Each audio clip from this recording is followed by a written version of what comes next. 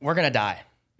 Me and you, we're going to die. You have to realize that. The reason that people don't do things is because they're scared of being judged by people. Everyone that's ever known you at some point will be gone.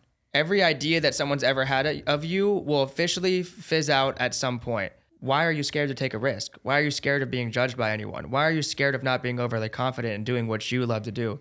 Why wouldn't you live your best life when it doesn't matter? But the grand scope of things, people's opinions of you aren't going to matter in 200 years, 100 years. They don't matter tomorrow. They don't matter now. But if you're really concerned about it, where people are judging you, making fun of you for posting a video, doing something, who cares? You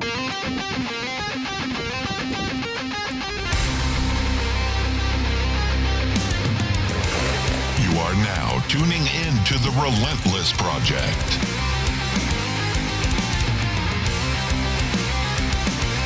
Real people, real stories, real life.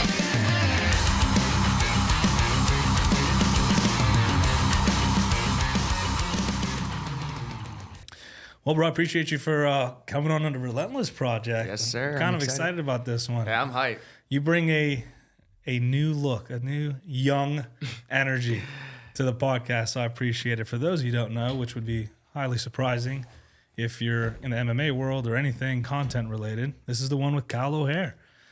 I appreciate you for coming on. Yeah, I'm excited to be here. You ever notice like those artists, or usually like an artist or a comedian, they just come out of nowhere, and you're like, who the fuck is this guy? And they just have a huge following. Yeah, That was you for me. Really? Yeah, I'm like, who's this kid?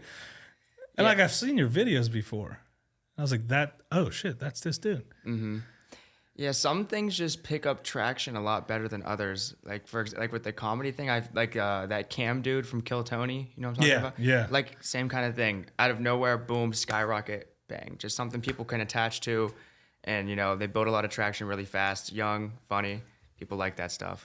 So Yeah, and you bring what I think people try to do in MMA. Well, let me give you a little background real quick for the people. So MMA, jiu-jitsu, and labeled himself a content creator. Yeah, I guess I always have an that issue now. with that, but like you hit it well. So it's like that's exactly what you do. And it kind of stays in your niche and video gaming. You're like big in that and calling out fights. I'm a little sleepy right now. I was streaming really late last night, playing video games and watching Street Beef's fights with my chat. What's your go-to game? UFC 5, unfortunately, but that game has been making me really upset because I've been ranked like top 100 multiple times, and I'm pretty good. But dude, there's just so many sweaty losers who don't leave their room, and I can't beat them. And it's annoying because I know that I know fighting better than them, and I'm smarter than them. And then I would beat them in a real fight, and then I just know that these guys behind there, and then they message me after, and it's like troll. it's like get gooder, get better. Like, oh, that's not gonna work on me, and it's like, bro, I would kick your ass. It almost gives them bragging rights, right? Like It does. I whooped Kyle's ass in UFC. Well, it's like, what am I gonna say? Like, what am I gonna do? Fight me. That's my go-to. It's Yeah. like, but how frustrating is that? Like, you do that shit for real, and you lose in a game to some. Because I'm a pretty serious video gamer. I don't play games casually. I can't, never have been able to. Whether it's 2K, Madden, Siege, Call of Duty, whenever I play, I'm not a person who could have a casual experience with anything. If I'm playing something, I have to be fully like indulged in it. I need to be playing the most competitive ranked game mode. I need to know all the callouts. I need to know every situation. I need to know, the best. I need to know the meta to win. I'm not okay with losing. So when I play video games, it's not like a casual single player experience for me. It's like I need to win, and if I don't win, I'm gonna get upset. That's wild because I just tried Call of Duty again after probably 10 years, and it was a train scene. Mm-hmm. Dude, every time I went through the double doors, I wanted to put the remote through the fucking TV. I'm like, what? How? I used to be so good. See, like I don't even play campaigns. Like campaigns don't do it for me. I don't enjoy the campaigns. I was online. Oh, really? Dude, there was like a 10-year-old laughing. I can hear him talking. I'm like, dude, I'm losing to a fucking 10-year-old. Mm-hmm. 10-year-olds are like, I have two little brothers, and the way that they are at video games now it's like the evolution with MMA. Like 20 years ago, like the up-and-coming amateur fighters could probably beat guys in the UFC. Now it's the same thing with video games. Like my 10-year-old little brother could beat most adults in video games just because that's what they grew up on. And like the evolution is crazy with those. It's a whole different, like, people in trying to find, I don't want to say shortcuts, but in trying to find the seamless way to win, they've developed like all kinds of, like I know dudes who use the curved TV now. Yeah. They're like 6 inches from the TV. You got to have the perfect setup. They have the split keyboards and there's. Yeah. You got to, I mean, if you want to be good, you got to be up to the meta. And that's like, you know, the most efficient tactic available. That's what What's meta that means. mean? You're going to have to bring me into that. Meta means the most efficient tactic available. So, for example, in Call of Duty, the meta for a gun would be what attachments you run on it. Every gun has different attachments that you put on it, and certain attachments give you a better advantage for, you know, bullet velocity, damage range, you know, the recoil that you have on guns. So every game has a meta, and that's if that's with whatever. If you're playing a fighting game, whatever character you use. For UFC 5, there's certain characters that are just better. You know, like Ilya Tapori. If you use Ilya Tapori in UFC 5, he's better. He's just better than people. That's the meta. If you use, you know, 5-star Peter Yan, which that means that's like the best. You know, that's a meta. People use the most efficient tactic available, and there's like so many different metas. Like there's a meta for how you're actually playing the game. You know, like the strategy that you're using when you're fighting, what combinations you're using, like, you know, all that. And there's a meta with every single game, and I'm the type of person where I need to know what that meta is, and I'm gonna do it. And like, excuse me for not knowing, but like, do the characters get like fatigued in the game? Yeah. Your stamina matters. If you miss a strike, your stamina matters. If you get hit, your stamina matters. If you throw too many punches, it matters. You know, like say that I throw like a 5-punch combination, don't really land anything, and then you hit me in the stomach, that's going to take my stamina a little bit more. My issue with the game, though, is that, my issue with UFC 5, though, is that they don't tank stamina enough because people will spam that shit, and it's so annoying. So what do they do to kind of spam it? They just spam. They use guys like Max Holloway, guys that have really good. If you have really good stamina stats, you could spam punches over and over and over again. And I mean, people that watch my Twitch are gonna like die hearing me talk about this game because I just recently broke my keyboard over UFC 5, but Damn. But yeah, people will just spam you, and then like you can't do anything about it when they use guys that have good power, good stamina. You don't have time to try to, you know, meticulously take their stamina down and have a strategy against them because they just run you over, and it's frustrating, and it makes the game not fun. So I'm assuming you play online with other people. How do you get to pick? Like, let's say you want Max Holloway. Mm-hmm. How does that determine who picks just it? Who gets him first? Sometimes people like don't care if I pick Max Holloway, but they want Max Holloway too. They'll pick him too, and it'll be Max Holloway versus Max Holloway. They don't care. But yeah, it's usually just like the unwritten rules. Whoever gets to him first and clicks select gets him. Sometimes people don't care, and they're gonna pick the same thing. There's no honor amongst gamers now. One thing I like to do is kind of get the guest background, right? Because obviously you've developed a huge following. Congratulations on your 100,000. You're at 106,000 now. Thank you. But these are all people who just come in and kind of see what you do, and they like the vibes. They stick with it. But like, you come from the small town, right, in Ohio. Small town of Youngstown. How was it growing up there? I'm from Erie, so just as small, but I'm sure different with Youngstown, it's interesting. If you're from there, you know you're pretty used to it by now. But it's not the best area ever. There's a lot of drugs, a lot of problems going on there. A lot of, you know, it's a low income area. We got good food though. We got good vibes. Better than Pittsburgh. Yeah, the pizza. That's what we're known for. You got to get Wedgwood Pizza. Shout out them. But yeah, it's a little rough, but I mean, it's not all bad in Youngstown. Youngstown has its good qualities. Hold on, give me 1 second. Need some water. Hydrate. We have an athlete and a gamer. It's so crazy because, like, I'll admit, I don't like this mindset, but I fall into it sometimes. Like, just gamers, that's all they do. I'm like, dude, go do something. Yeah. I can't say that to you. You're fucking killing it in the fight game. You're killing it in jiu-jitsu. You're killing it in video games. You're killing it in content. So I'm going to reserve that one for the next gamer I see. But thanks for leaving me alone. But my whole point is, like, go do shit, and you're fucking doing it and killing it in gaming. Like, and I'm all about doing what you love, but do it right. The gaming shit, if that's your thing and you're killing it, who am I? Don't listen to some random dude on a podcast. Yeah, I've had times where I'm like, maybe I'm gaming too much and I should take a step back, but I mean, it hasn't affected me yet. So and later I want to get into like how you balance we can get training into that. And all that stuff. But so Youngstown, Ohio. Youngstown, yeah. How did that environment kind of shape you? Because I know growing up in Erie, people call it, Erie, dreary Erie, doom Erie. It's always like this dark cloud on there. Yeah. And you see people come out and you're like, man, how did you make it out of that? How did you make it out of your environment? How was the environment for you? And what brought you? Are you still over there actually? Yeah, I still live in Youngstown. Yeah. Did you drive from Youngstown here? Yeah. My dude. Yeah. I appreciate Did. that. Woke up a little earlier than I like to. Woke up at 10:30. But no, I'm kidding. But yeah, Youngstown, it shapes you. You see a lot of things. Depending on what part you grew up in. I didn't grow up in the best neighborhoods. You get used to a lot of things.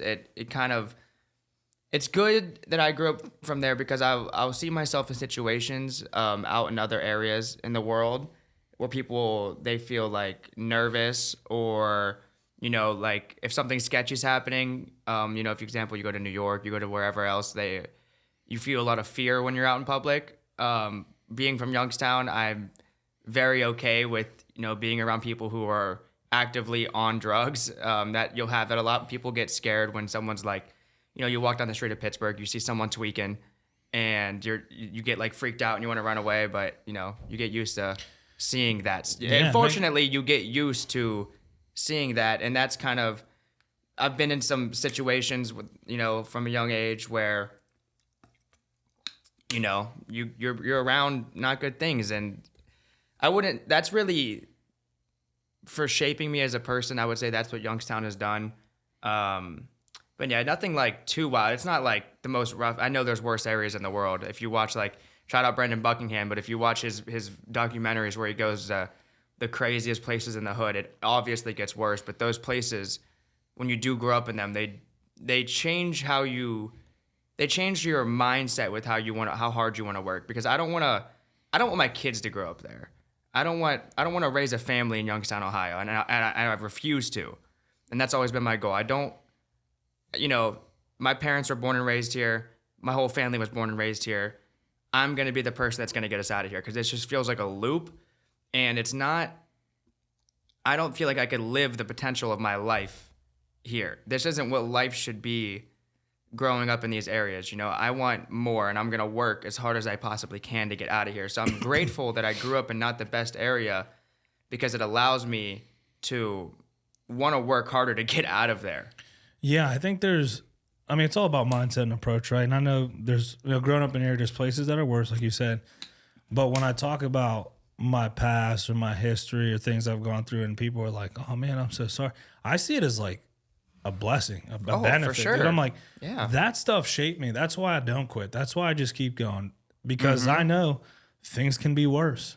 Always. And I've been in some so it's like, and I was okay. I made it work. So like, I'm more willing to take the shot and the risk because what's the worst thing that can happen? Exactly. I grew up with my mom working 3 jobs to put food on the table, not eating so we can eat. Yeah. I'm not there right now. I'm good. We're good. And those shape you. Imagine you grew up in a super wealthy neighborhood. You don't experience the struggle. You can't be grateful for the sunshine if there's no darkness. Yeah. Well, you can't be as grateful, I feel like. And I just had a conversation with someone where they're infighting and they talk about that. They was like, I don't have that background. I grew up with a loving family and a good home. And yeah. But he experienced different struggles. So it's like, it's harder for you to kind of appreciate what you have if you've always had it. Exactly. Yeah. You know what I mean? What did you grow up doing? So Youngstown, is it a big sports town? Or? Yeah, like we've had guys, like we were known for boxing when we were younger. We've had guys like Boom Boom Mancini and Kelly Pavlik that have come, like big names. Born and raised in Youngstown. So like we were bigger for boxing. We've had football players come through, basketball players, a lot of really good athletes that come through young. It's a good spot for athletes.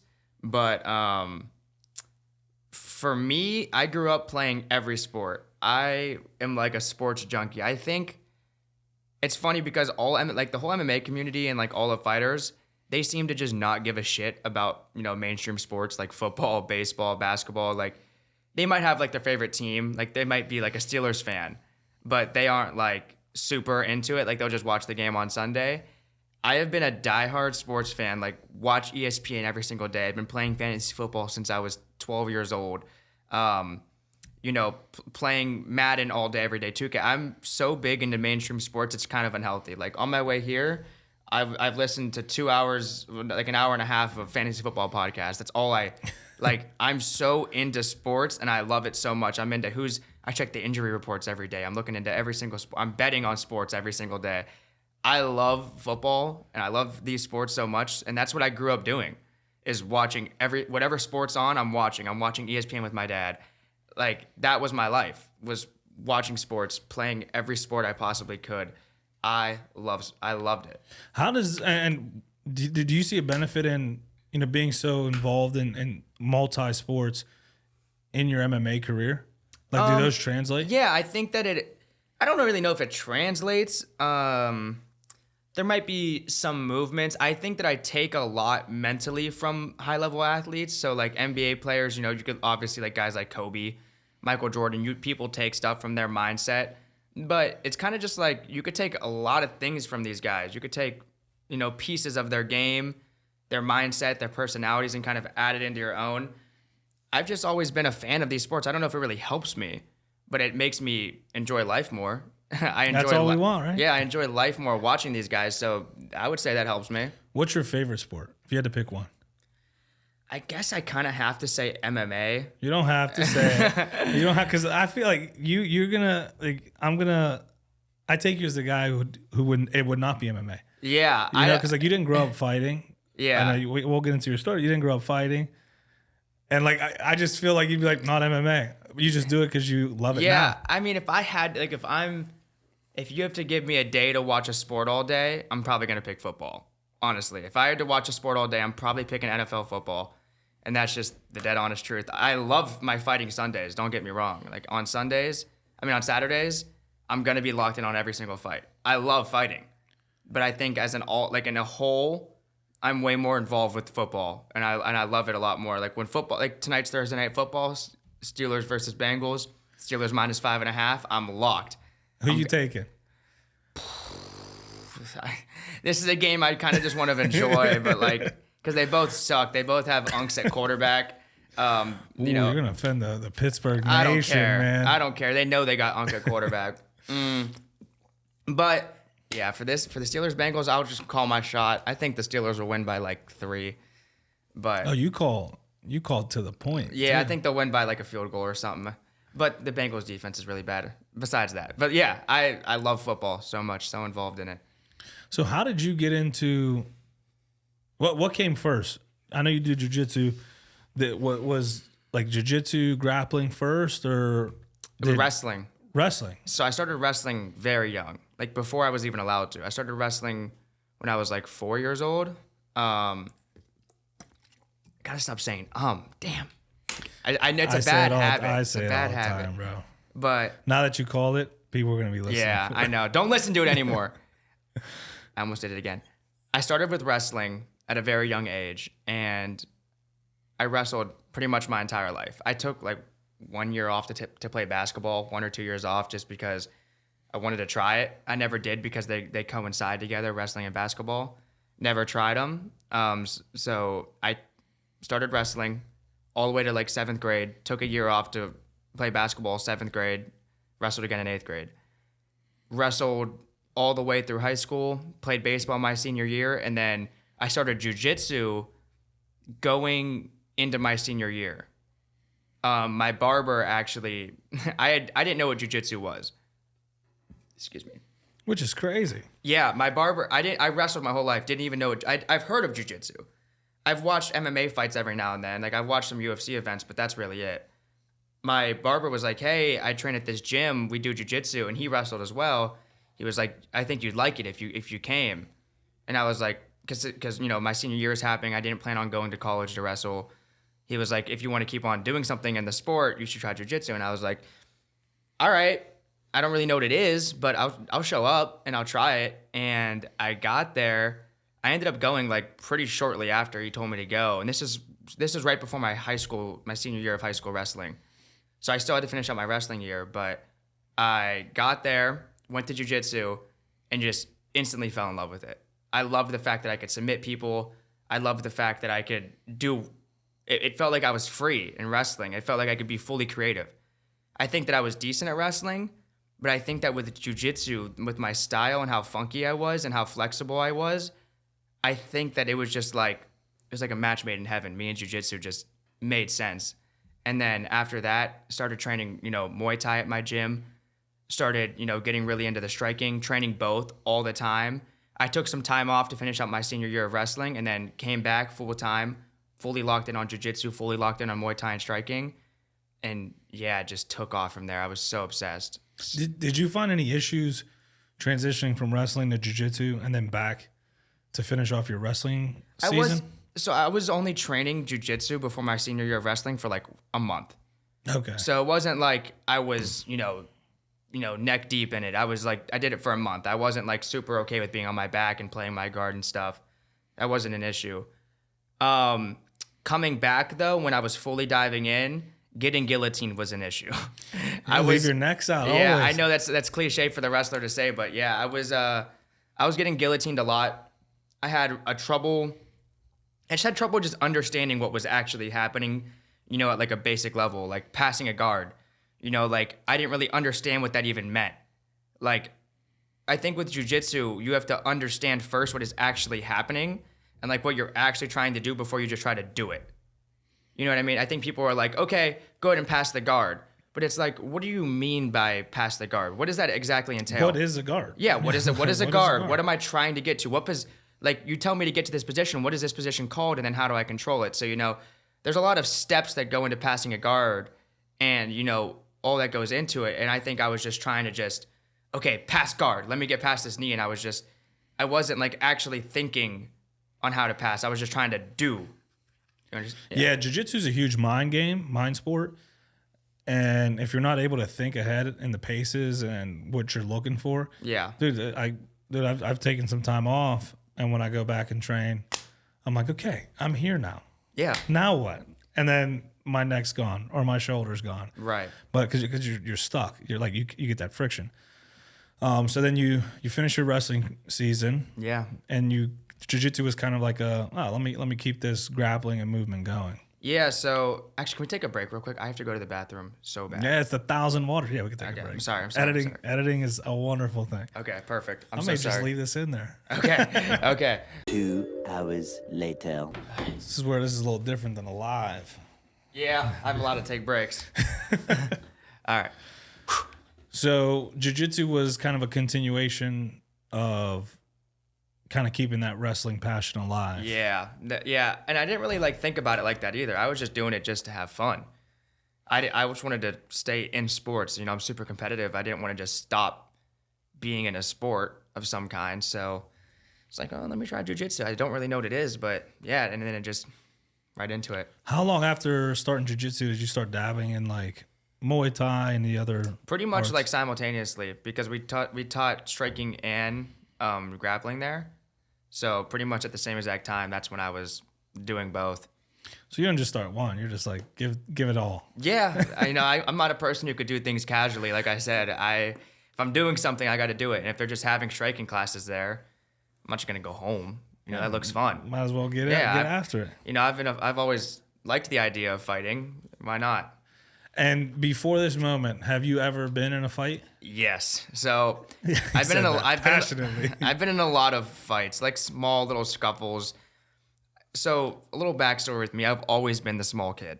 I've always been the kid that's a lot smaller than everyone. I was always really tiny, really skinny, the smallest in my grade all the time. So I would get picked on a lot, but not in a boohoo cry for me type of way of getting picked on.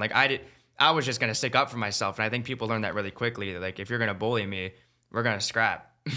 I don't care if I'm smaller than you, but if you're going to pick on me, you're going to have to back it up. I don't care if you're going to beat me up. You're still going to have to earn it. Oh, dude, I was the same way. I talked a lot of shit growing up. Yeah. And most of the fights were my fault, whether I started or not. My mouth probably started it. Yeah. But I was 130 pounds. I was tiny. Yeah. Dude, now that's a little different. Well, 100. I was 80 pounds. I was in eighth grade. I wrestled at 92. I've been small my whole life. My freshman year, I wrestled 106. I've always been real small. So yeah, I've always been in little scuffles. But the most prominent fight that I would say was a setup fight was, and this is actually like, it's the perfect story for me now. So I used to make TikToks back in the day of me like, and if one of my friends was making those now, I would 100% make fun of them. But like back in the day, I would just do like stupid like TikTok dances and TikTok trends. And this is when TikTok first dropped. I'm guilty of it. This is when TikTok first dropped, so it was like still new. You know, if you were doing them, you were like, you know, people would call you names and stuff. And this one kid in the group chat would constantly send my TikToks in the group chat over and over every single time, and he would like say this and that. You could probably assume what he's saying, but you know, he's calling me this, that, and the third. And after a while, like I couldn't do it anymore. I would just let it go. I was okay with just brushing it off, being like, and this kid was on my wrestling team too. Like we were teammates. Oh, even better. Yeah, like we were teammates, but he wasn't sending them. If he like sent them to like a 3-person group chat and made fun of me, I'd be like my friends do that to me now. Like I don't care. But he was sending it into like the grade group chat that had 50 people in it, and then was like making fun of me, and I was like, bro. All right. There's a line. Yeah. And you crossed it. Yeah. I eventually got to the point where he sent something one day, and I said, you want to fight about it? Because he said something like, oh, like no one would ever, like I would never do something like this. And I was like, bro, let's just fight. Like straight up, let's just fight. I'm tired of hearing you talk about it. Like, let's just fight. And the whole group chat loved that. They started going. They were like instigating it. Boom, boom, when, where, this, that. I was like, I live by the woods, and there's like this little like patch in the woods. It's like a big open area, and I actually have the video of it, and it's like on an official camera. We had an official camera guy there for it. A videographer, man. This was. Well, I didn't plan on it. I didn't plan any of that. Everyone else planned this. I was like 15. I couldn't even drive yet. This was the YFC, the Youngstown Fight Club, right? No, literally. And I was at my friend's little brother's birthday party actually all day before this. And some more backstory. I had a torn. I just had knee surgery like a month before this too. So I was just starting to be able to walk again. I just got out of like my brace. It was like 2 months removed from my knee surgery. So I just got out of my brace, could barely walk still. And I was like, all right, let's fight. So I was at my friend's little brother's birthday party all day. I was the last person to show up to this fight. And when I'm not joking, there was over 100 people in the woods, all with flashlights on. And it was like it was out of a movie scene. And I show up, last person there, and the first punch I landed, it was bare knuckle too, no gloves. Bare knuckle boxing fight, no takedowns. And first punch I threw broke his nose. He turns away. I landed like 7 shots to the back of the head. The video is so funny because I'm so mad. I'm like clenching my mouth while I'm hitting him in the back of the head. We take like a 2-minute break. His nose is bleeding. I broke it in half on the first punch. And then he comes back. He starts throwing like wild stuff. He didn't hit me one time in this entire fight. He's throwing wild stuff. And then he kind of like, after he gets like tired, and he kind of like leans his head off the center line and like tries to get like a little breather. But as he does that, it might be one of the cleanest right hands I've ever thrown. I threw this clean ass right hand, and just the sound of it on the video is so clean. But yeah, I just spun his chin around, and yeah. Spun his chin, decapitated the man in the woods. From that moment on, the way that I felt after I won that fight, I was like, I gotta do that again. That was sick. Like, there's no better high than winning a fight. There's also no other low. You know, I'm not just saying, but I've never felt that yet. I mean, it's probably gonna happen one day. But I'm sure that I could imagine me losing. I wouldn't be a happy camper. I know how I feel losing a UFC 5 fight. If I lose a fight in real life, I'm not going to be happy. But it has the highest highs, and I've seen it have the lowest lows with people.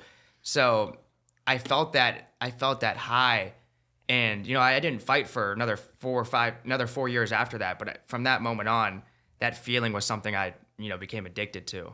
So was that pre-training, during training? I never trained in my life before that. I was just wrestling. That was just wrestling. No striking training, nothing. Just like hitting punching bags at the gym for fun. So what was the catalyst then? You said 4 years passed. Usually I'd be like, I got to get in a gym. What was the catalyst that got you from just showing up and training to pursuing this MMA thing that you're doing right now? Well, right after high school, I turned into a pretty bad degenerate. So I was working some shitty job at a car dealership, didn't want to do it. And like every day after work, all I wanted to do was just drink like a pack of Twisted Teas with my friends and play Super Smash Bros. Life is simple. It was so degenerate, but that's all I would do. I would work, come home, drink with my friends. That's all we did. It was a cycle, just drinking. And I got to a point where if you saw some pictures of me, you'd be like, holy shit, that doesn't even, like, I look like a completely different person. I look ran down. I have like alcohol fatness everywhere. And, I was like 19. I wasn't even like, obviously. Allegedly. Allegedly, this was all happening. But I was doing this and just like the repeated cycle. And I was still somewhat training at this point. Like I was still showing up to the gym like casually. And I did like a jiu-jitsu tournament or two at this point. But still while doing all this I was getting hurt so much because I would drink all the time, show up to training hungover, would get injured, broken ribs from basic single legs, basic injuries just all the time. And then once I got to a point of, I got to like a bad point of anxiety from this drinking situation. I pretty much was drinking so much and taking so much ibuprofen because I was getting injured all the time that I got a stomach ulcer. So I got a stomach ulcer from doing those two things combined. And from that, I got like anxiety from that. I like developed anxiety from having that. And then from that kind of just spiraled me down like a bad path. And from there, that's when I realized, they tried to prescribe me like anxiety medicine. And I was like, bro, kick rocks. I'm gonna figure this out myself. Like I was going down I was a completely different human being. And then I realized, okay, I got to get right with God. That's first of all, I got to get right with God. And, I got to make sure that I have a faith that I could believe in. And I feel like I have someone else than myself because that me trying to do it myself wasn't enough and that wasn't working. So I got right with God and then I had to get right with my mind. I had to get right with my body, my eating, everything. I had to change everything about my life. I had to change, what I read, what I was consuming, the music I was consuming, going out. I stopped going out. I stopped drinking.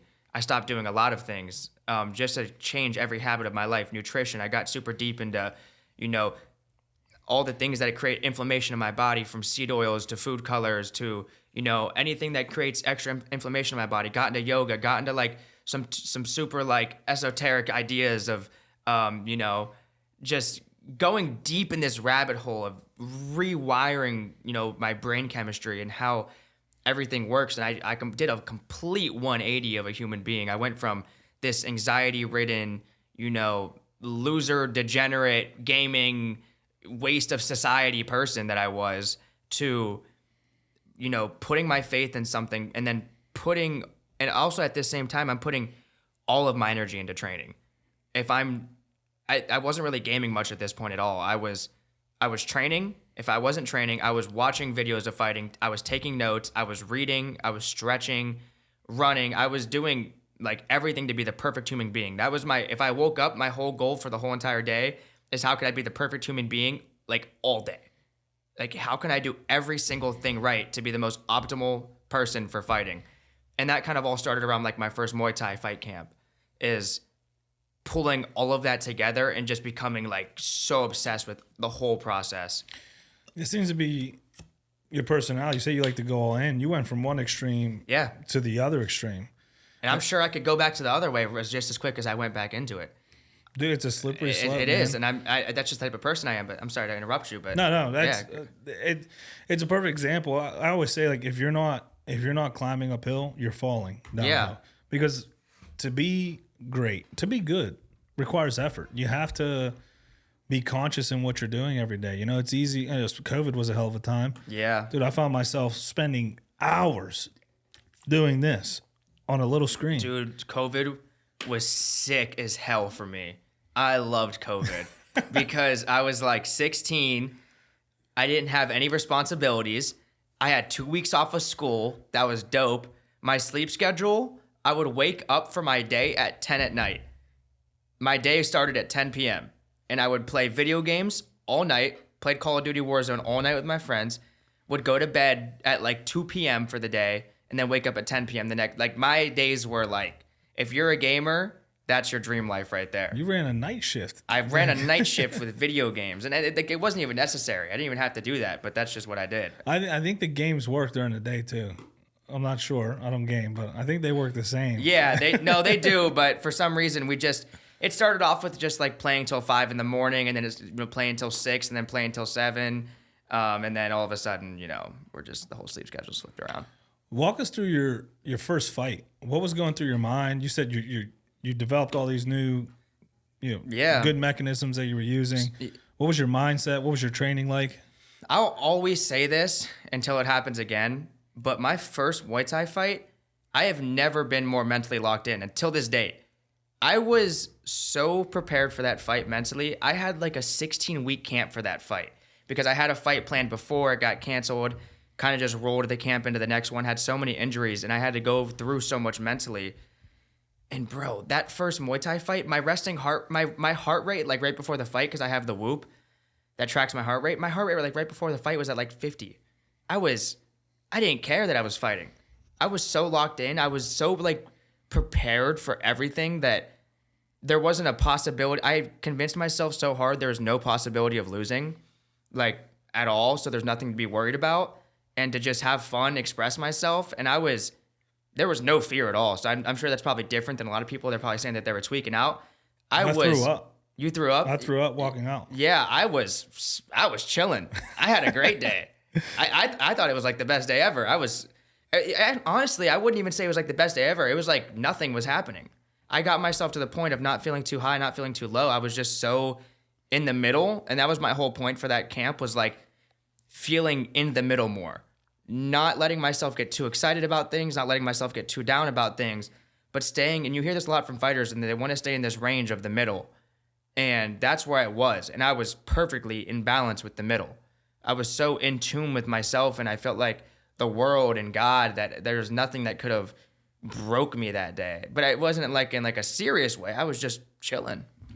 Yeah, like I've seen a few of your fights, and I've started to follow you more now. And one would almost say you don't take it serious enough. Yeah, I think people think that. But your record says otherwise. I think they think that because they see how I am before the fight and after, but it's not. I don't do the things that like Michael Venom Page does, where during the fight I'm messing.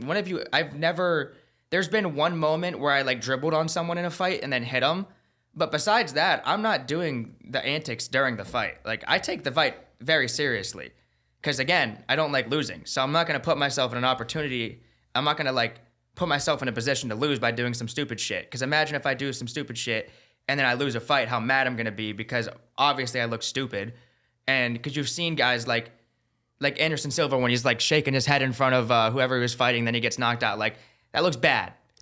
Obviously it's Anderson Silva, he can get away with it, but like that looks, if he then just got social media just takes a... Yeah, because then I put so much pressure on myself before the fights because I'm dancing and I'm like 7 weeks. It's like, I have an MMA fight in 1 week and then I'm hitting this dance and I kind of like foreshadow what I'm going to do in my fights. So I need to make sure that I win. Like, I want everyone to know that I take winning very seriously. I know that like before and after they're like, oh, he's doing stupid. Like he looks stupid. He's doing dances and... Shut up. Let me have fun. That's how that's like an alter ego of mine, is dancing. I grew up, I danced when I was younger. I went to like a performing arts school to dance and sing. That's dope. Yeah. That's dope. So I've always wanted to be an entertainer, like Justin Bieber, Michael Jackson, like big entertainers, dancers. Those were like my idols growing up. Seriously. I didn't have plans on fighting. I wanted to be an actor, singer, dancer. Like, that's what I wanted to do. I wanted to dance. I loved it. So if I can kind of tap into that feeling that I felt as a child of dancing, like dancing still to this day, like if I have anxiety or fear, or if I'm like not feeling good, if I put on some good music with good vibes and I dance, I'm a completely different person. It's like magic. Why would I not do that before a fight? Why would I not tap into what makes me feel good before it? I'm not going to go in there, because you see guys, they go in there with all this pent up energy and all this anxiety because they built this fight up in their mind that it's life or death, and if they don't win this fight, their family's going to disown them and everyone's going to look at them like they're a loser. Like, you don't have to do that. You can enjoy what you're doing. You signed up to be here. and you dedicate your life to be here. Why are we going to make the day that everything that we put our lives around, why are we making the day that things actually happen a bad thing? Why are we putting a negative connotation around the day that we're supposed to work? This should be the best part. This should be fun. Make this day fun for you. That's something I would tell people that I would coach, or, people that I'm close to, is don't put so much pressure on yourself on fight day. Like, have fun. It's back to Little League Baseball. We're here to have fun. Yeah, you want to win, but when you have fun, you're able to have a better opportunity to win. You're more creative. You're letting your mind be open. When you have anxiety, you're missing out on opportunities. Your body's tense. You're wasting energy being negative. And that's my whole idea with why I need to do what I do before fights, because that's what makes me let go of all these chains that I have on me of any, self-limiting thoughts or any kind of fear or anxiety. Because of course there's thoughts that come in of, oh, you're about to get in a fight, and what if you get knocked out in front of your family? Like, of course those come in. Toss them away. Thoughts are just like little clouds. You can just move them. Get them out of there. That's an interesting perspective. Fill them in with the good thoughts. I was just telling someone this the other day. Imagine your thoughts are like little clouds, and they come in, and if you want to think about something, if you want to accept it, okay. On fight day, I just got a thought. You're gonna do great. You're gonna win this fight, and you just visualize the strike that you want to land. Maybe it was a nice clean right hook. Accept that. Now I have accepted that thought into my head, and I'm fully convinced to myself that I'm gonna land that right hook. And this is what happened in my fight. I thought that thought came in during warm-ups. That right hook's gonna be there. Boom. I accepted that thought. During warm-ups, I was really into just landing that right hook. I ended up dropping him twice with a right hook. I accepted that thought. Now imagine if thought comes in. All your family's here, all your friends are here, people are watching this. At the time, you have 35,000 people who follow you on Instagram. Imagine you lose after all of this, and people start judging you, making fun of you. People don't want to follow you anymore. People don't think you're cool. Blah blah blah blah blah. Imagine I accept that. Now imagine how my performance differs. You see what I mean? Dude, we talk about, you hear that a lot, right? Mm-hmm. Mindset. Yeah. But this is the first time I've ever heard it explained like that, and the interesting perspective you bring to it, because we control our brain. Mm-hmm. As much as we like to think the brain controls everything, but we like to think we're spiritual human beings. We control exactly. We control our brain. Yeah. Like, you can accept the thought, yes, or not accept it. Mm-hmm. And you're right, dude. Like, in things I'm doing, if I go into jiu-jitsu tense, and this is something I've been struggling with, right? My knee. I had tore my meniscus, had surgery. I'm like, my training has started to suck. I go into jiu-jitsu thinking that. Dude, my knee. Yep. I got to tell this dude, hey, be careful with my knee. I'm already accepting that I am going to suck. Yes. So my performance is going to be at the level that I have accepted for myself. Mm-hmm. Exactly. I mean, that's the best way to put it. Thoughts are energy. Thoughts carry energy. It's proven through science, and I'm not smart enough to tell you the exact, document and the exact paper that it was in. But when you accept thoughts and when you think about things, they have physical reactions on your body. Your body reacts to thoughts. Think about someone, for example, someone that's died in your life. When you think about them, what do you feel? You just felt energy. You just felt an emotional reaction. And it's the same thing with everything. If I'm about to fight and I think about good, happy, positive things, good, happy, positive energy in my body. And that's like, for a lack of better words, that's how I'm going to describe it. But imagine if I'm thinking negative thoughts. And it's the same way with when you say the word I. The word I carries a lot of weight. I am this. I am tired. I am happy. I am excited to be here. Or, I'm I'm hurt. In your example, I'm hurt. When I'm injured in training, I have to pretty much gaslight myself that I am not hurt anymore. I will literally go to a place where I'm like, I'm not hurt. This does not hurt. This will not affect me. Nothing's wrong. My foot is okay. My big problem for me is my foot, obviously. That just came off I hurt my feet so much. But I've gotten into a mindset of being able to just, my foot's okay. You literally have to think about removing that thought from your body. Because if I accepted my foot hurts, it's going to hurt when I'm training, it limits you in training. because you're thinking about it and you kind of make an excuse for yourself to have a bad performance. You're opening the possibility to that happening. You're almost like, you're like pre-manifesting it for yourself that like, okay, my knee's going to hurt and I'm going to suck because of it. And I'm probably going to stop training a little bit earlier because of it. And then I'm going to feel bad about myself because my knee hurts. And then I'm going to just spiral downwards about my knee hurting. That's not healthy. It's like kids, right? Like when a kid gets hurt and you can see it in their mind, there's like a pause. Yeah. And you see this all the time where the parents are like, oh, no, you're okay. You're good. Yeah. You're fine. Get up. And then it's like it never happened. Well, kids don't know how to, they don't know how to battle those thoughts. All they know is what they're being taught. Yes. You know, kids are complete sponges, and everything that you tell them, they're going to believe and run with that. You know, if they fell and hurt something and their parent comes over and it's like, no, are you okay? The kid will start crying. 100%. Like, oh, this is bad. Okay. Yeah, it's supposed to be bad. They're going to show me sympathy now because I'm hurt. I'm going to get taken care of now. You know, that as a kid, and that's like a big thing with teaching, you know, you have to learn that kids, you don't realize how much they actually pick up on what you do. Everything that you do and every way that you react to them and every, you know, punishment or reward that you give them based on one of their actions is going to change. It could change them for the rest of their life and how they perceive things, how they act.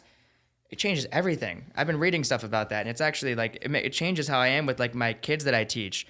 You know, when they, for example, when they do something when they're having a lot of fun, but they're not allowed to be doing it. So say it's like class started, but they still want to keep on playing dodgeball. You know, instead of yelling at them and being like, "Get on the wall right now! Like we're starting class. I told you 3 times to stop." You just ruined that example of fun for them. And yeah, we need punishment, and we need to be able to, you know, stop them from doing things that are bad or stop them from not listening, but there's ways to do it where we're not making them feel like self-conscious about having fun. Where like that's the whole point of life, is to have fun. And like, I don't know if I explained that right. I could have just been word salad, but yeah. No, like it's all about approach. Like discipline is obviously fundamental to much of life's success. And with that comes fun. Yeah. So rather than yelling at the kids at dodgeball, like, hey, all right, Yeah. that was fun. That's awesome. Yeah. Now it's time to lock in. Now it's time to lock in. Exactly. Kind of reframing. Yes. You know, because we have to do that with ourselves. You know, coming out of a fight. My first fight, I told you, I threw up. Yeah. Because I was accepting all these negative thoughts. Yes. Dude, but then going to the gym, you know, you win. It's easy to be on a high when you win. Yeah. That Right? confidence. So then I win and I'm like, oh, why was I feeling that was so dumb? That was so dumb. Why did I feeling accept that? Yeah. Why did I like? You don't have to. You have to realize that like your life is up here. That your life isn't here. Your life isn't what's happening here. You decide your own life up here by your perception. You could live 10 different lives, infinite different lives, based on how you're thinking about things.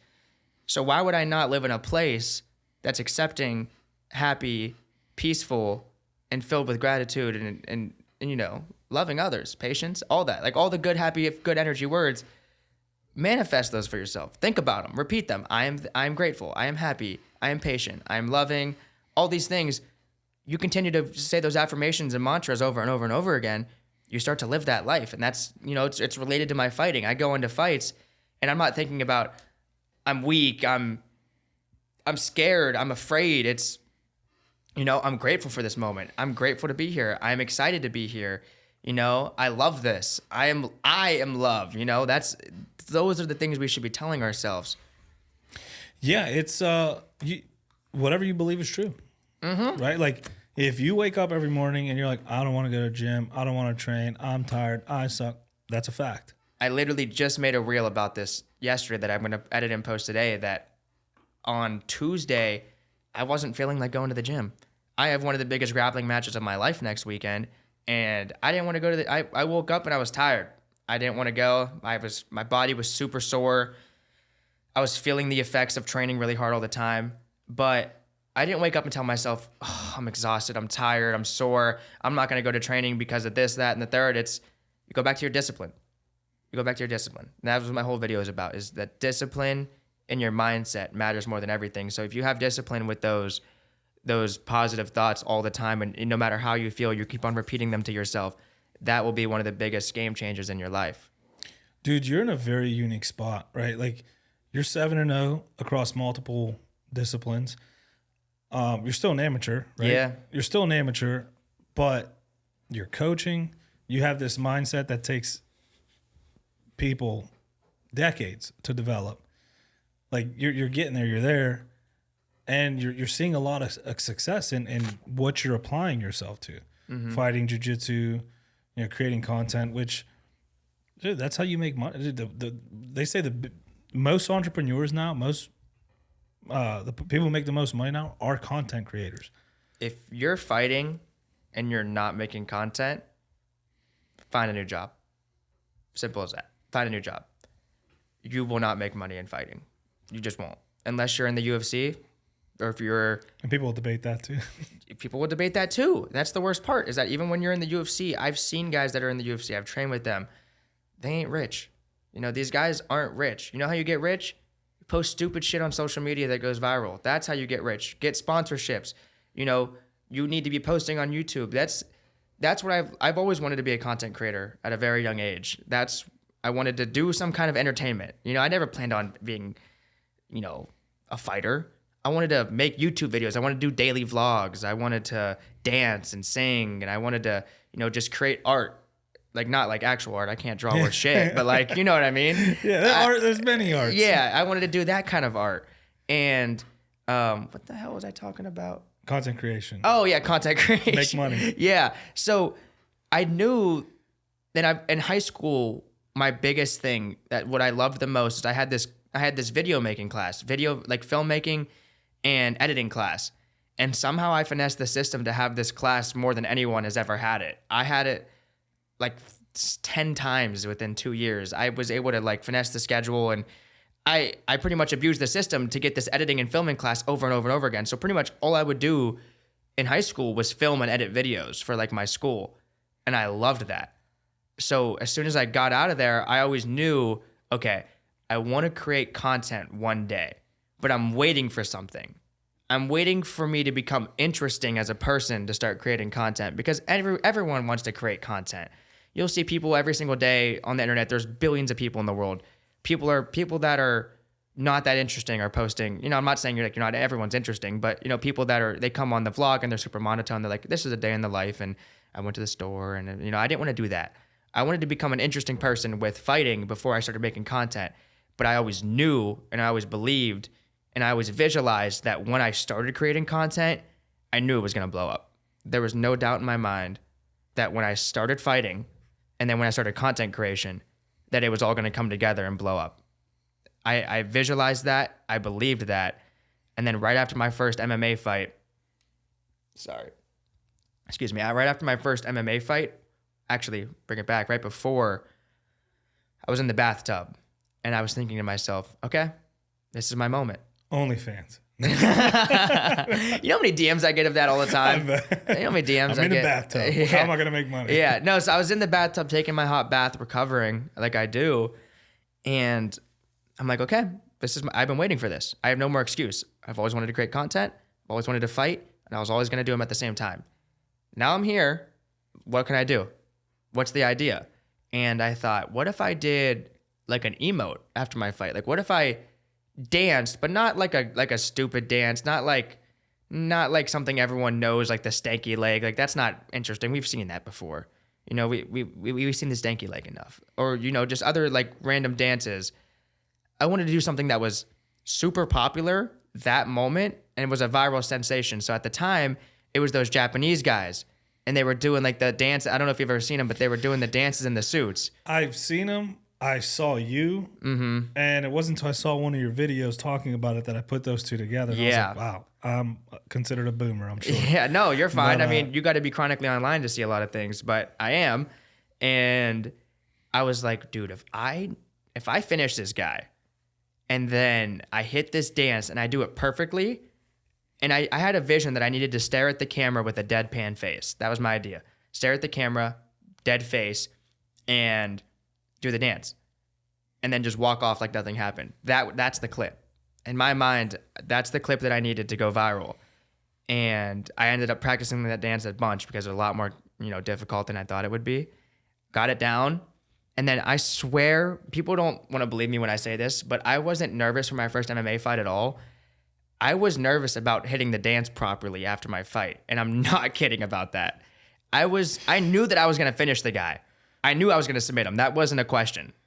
Like that wasn't a possibility of that fight going any other way. I already that was a guarantee.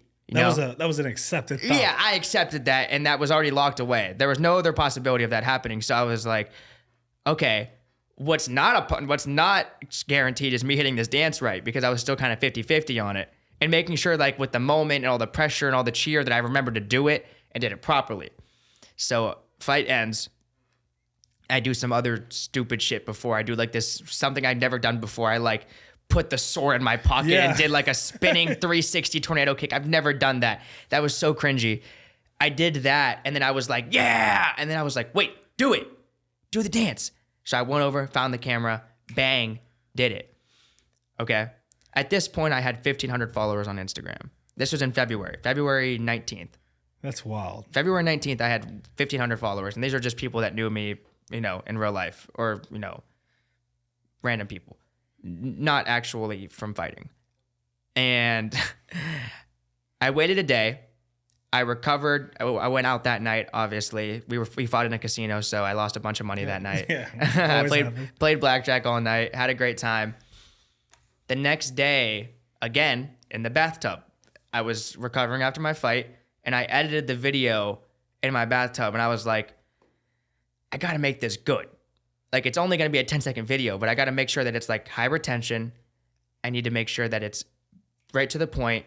People understand what I'm doing. People understand the concept and the magnitude that I'm dancing on someone right after finishing them in the first round. So I put all these ideas together.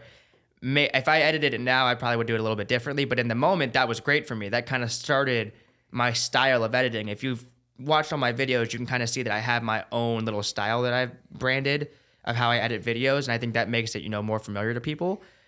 But I posted this video, and if I posted a video, I would post videos of me training before, and they would get 1,000 views max. And I was like, okay, that's pretty good. Or they would get 2,000 views. I would think, well, that's pretty good. And I posted this video at 9 o'clock at night, and I actually went to bed pretty early that night because I was so tired. And before I went to bed, I saw it had 4,000 views, and I was like, that's pretty good for me. I'm cool with that. I'll take 4,000 views. And I went to bed, put my phone away, and then I ended up sleeping 12 hours that night. I woke up at 11. And I remember the first text that I opened up was actually Lucas Siebert. I opened up I actually had 50 texts. My phone blew up.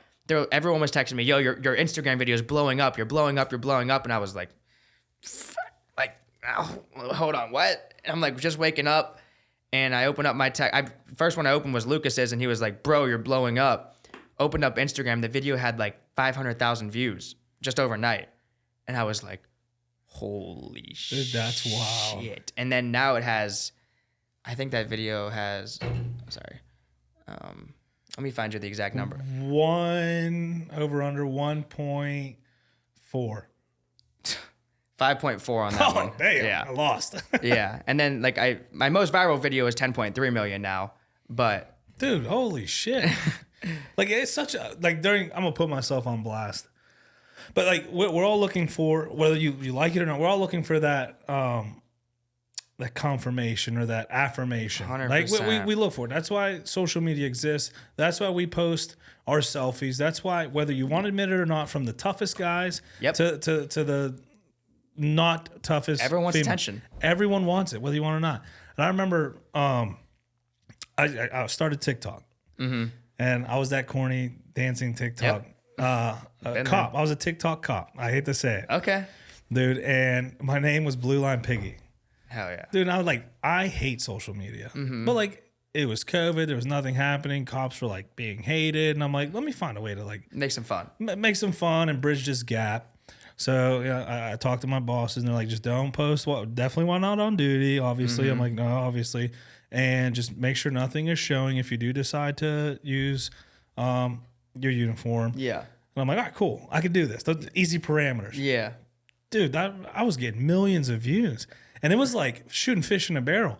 There was the one, the one where someone walks into a room, they touch the door, and then it flashes like red lights flashing. Yeah. It's usually like it's like a thirst trap type thing. Yeah. So I was like, I'm gonna do that, but I'm not gonna thirst trap. So I'm in my regular clothes and then I do that, and then I'm just like in my uniform going like this. Yeah. Bro, millions of views. Yeah. One where it was like motorcycle, like another thing was like stitching or like using another person's video and then putting your stitch own. it. Yep. Yeah. It was a motorcycle driving by. And Yeah. I had a donut. It like cut to me having a donut. I was like, oh, boom. Millions of views. Dude, I was like, holy shit. Yeah. Like, this is crazy. It's the future. I felt so great. And I was getting positive shit. And it's the dopamine that you get from just clicking refresh and just seeing like. It's still to this day for me. If I go on Instagram, I can get stuck there for hours because every time I refresh, this picture, like this comment, this follow, this like, it's a constant. And when I have hundreds of videos like I do, videos from 20 weeks ago are still getting likes to this day. So imagine all the videos that I have are all still currently getting likes and comments.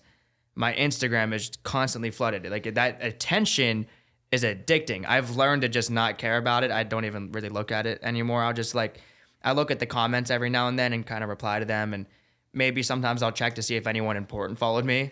Like if any like UFC fighter followed me or like if anyone cool followed me, but that's really it. All his followers are cool, but he's talking about in his rap. No, you guys suck. You guys are all losers. They're like sup. Yeah. And then I found myself like I hate putting myself out there. So then the negative shit comes in, and I was like, dude, this is dumb. This is dumb. Like I'm dancing as a fucking cop in uniform, and like this does make it kind of look bad. Like people are like, "Oh, this is what our taxpayers' money." It's like, dude, you don't even live in our area, and I'm doing this on my own time. Yeah, like I'm losing money doing this. So I just like stopped, dude. And there was a point I had like 200, 300,000 TikTok followers, and I just stopped. I didn't post for probably months to a year. Sorry. And then I just started posting like myself again, like talking, and then the podcast came out. Like now I get nothing. That's fine though. I mean, but you're doing what you love. But it was great. Like I was like, oh, that's cool. That was a moment, and I still own it, right? Like in my TikTok bio, I put recovering TikTok cop. TikTok cop. It was like you gotta own. That's one thing. People are like, why don't you delete it if you're not about that anymore? Because it's like, one, it's out there. Yeah. Two, that's who I was. Three, if anybody got a problem with it, we can fight about it. Like I do fight. So like I don't have an issue because I noticed a lot of the comments were either people who didn't have any images or any it was very easy to troll when you hide behind your little keyboard. So I started developing my mindset and stuff, but I'm trying to get back there. I'm trying to put myself back out there. Yeah, you got to. That's the best way. You got to create a personal brand for yourself. But talking about haters, gosh, they're the biggest rats ever. It's like you have so much hate in your heart. You know how many hate comments I get? I can't imagine. I get so many, and like I kind of like it because I could troll them. I'm really good at trolling. I'm very good at rage baiting people and pissing people off if I really need to. I've been gaming my entire life. That's an expert. I know exactly what to do to get under someone's skin. So when these people comment hate comments, I know what to say to just get right back at them, and they usually stop. But it's not in like I'm taking a shot at them. I'll just reply with like they'll say like, "Oh, who's this kid think he is? This shit's making UFC look stupid," and I'll respond with just literally the word "who." And then they type out another big paragraph. They're like, "Oh, you suck." Blah blah blah blah. Asked. Oh and then, my dude, my daughter is with that shit. Where did that come from?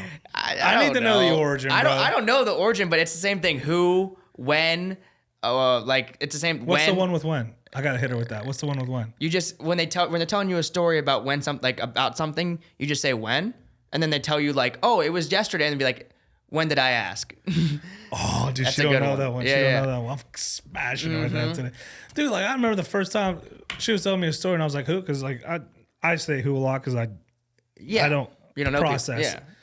What's this? Just like you can tell me something, I'll look at you and be like, "What?" And then I'll understand like, "Oh, yeah." It's like so I'm like, "Who?" And she's like, "Asked."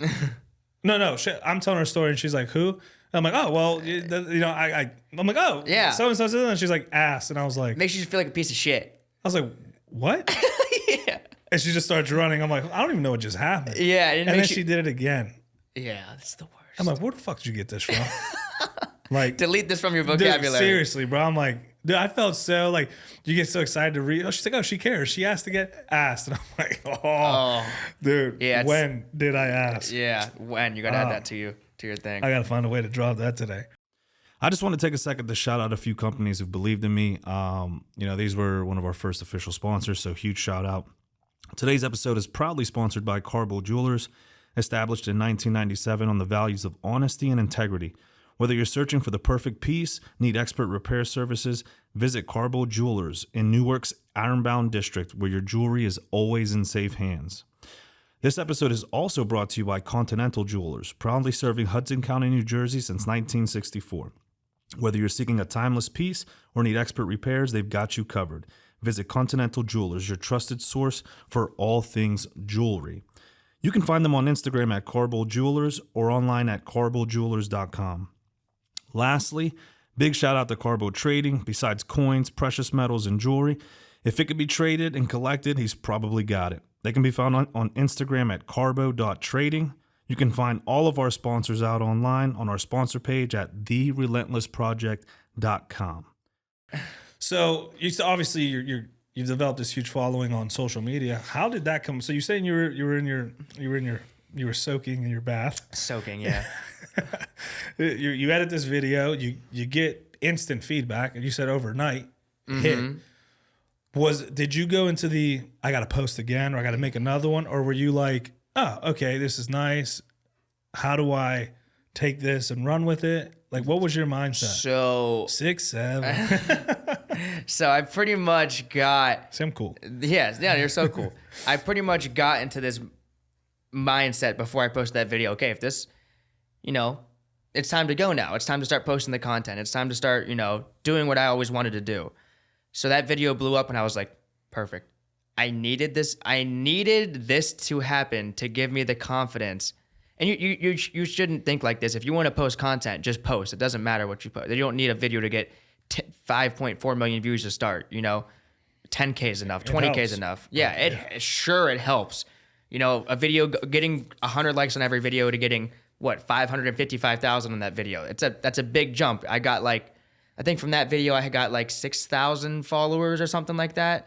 So I went from 1.5K to 6,000 followers, and then directly after that I posted stupid UFC memes. It wasn't good content, but I was trying to okay, now I got to go. Now it's about posting as much as I possibly can. So I was posting stuff that wasn't great, but I was still trying to pump content out and was just posting. And then I was like, okay, I need a series.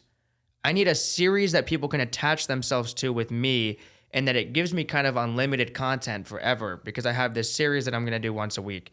And it was the shadow boxing series. Dude, that shit is fucking hilarious. I haven't done one in months because I kind of ran out of ideas with it because I was doing them so much. But I did the Khabib one, and that blew up more than I didn't think they were gonna do that good. They blew up. It ended up getting on ESPN. It was on SportsCenter. It got over 10 million views on all the platforms combined. It went stupid.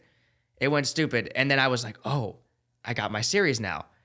Kept on doing that series, every single video with that series, banger, getting me, people were coming back because they see me do 2 or 3. Maybe they don't follow on the first one. They see the third one, all right, this kid's kind of funny. Let me follow him. And then I just started posting more of my fighting stuff, making more memes with my fighting. And then I wanted to fight again shortly after that. So I fought in April. I fought pretty shortly after that February fight. Hold on, let me get this right. You needed more content. Yeah. So you took a fight. Yeah. Dude, I see why people be pissed off. Yeah. There's people who come on, sit in this seat. They sit in the seat you've sat in, and they're like, this is war. I go in there for blood. Fuck that. And you're out here like, dude, I need another viral video. Let me knock some dude out. That's why right now I haven't fought since, when did I fight? August 9th? I'm that was at 247, right? Yeah, I'm all right, I need more content with my fighting. I'm doing a lot of jiu-jitsu stuff right now, which will be content, but people love the fighting content. And it's I want to fight so I can get more videos. I'm serious. When I did the April fight, the reason I accepted a fight that quick, one, because it was in my hometown. I wanted to fight in my hometown before all this stuff blew up. And I had the day of that fight, I had 13,000 followers, and I made sure to check.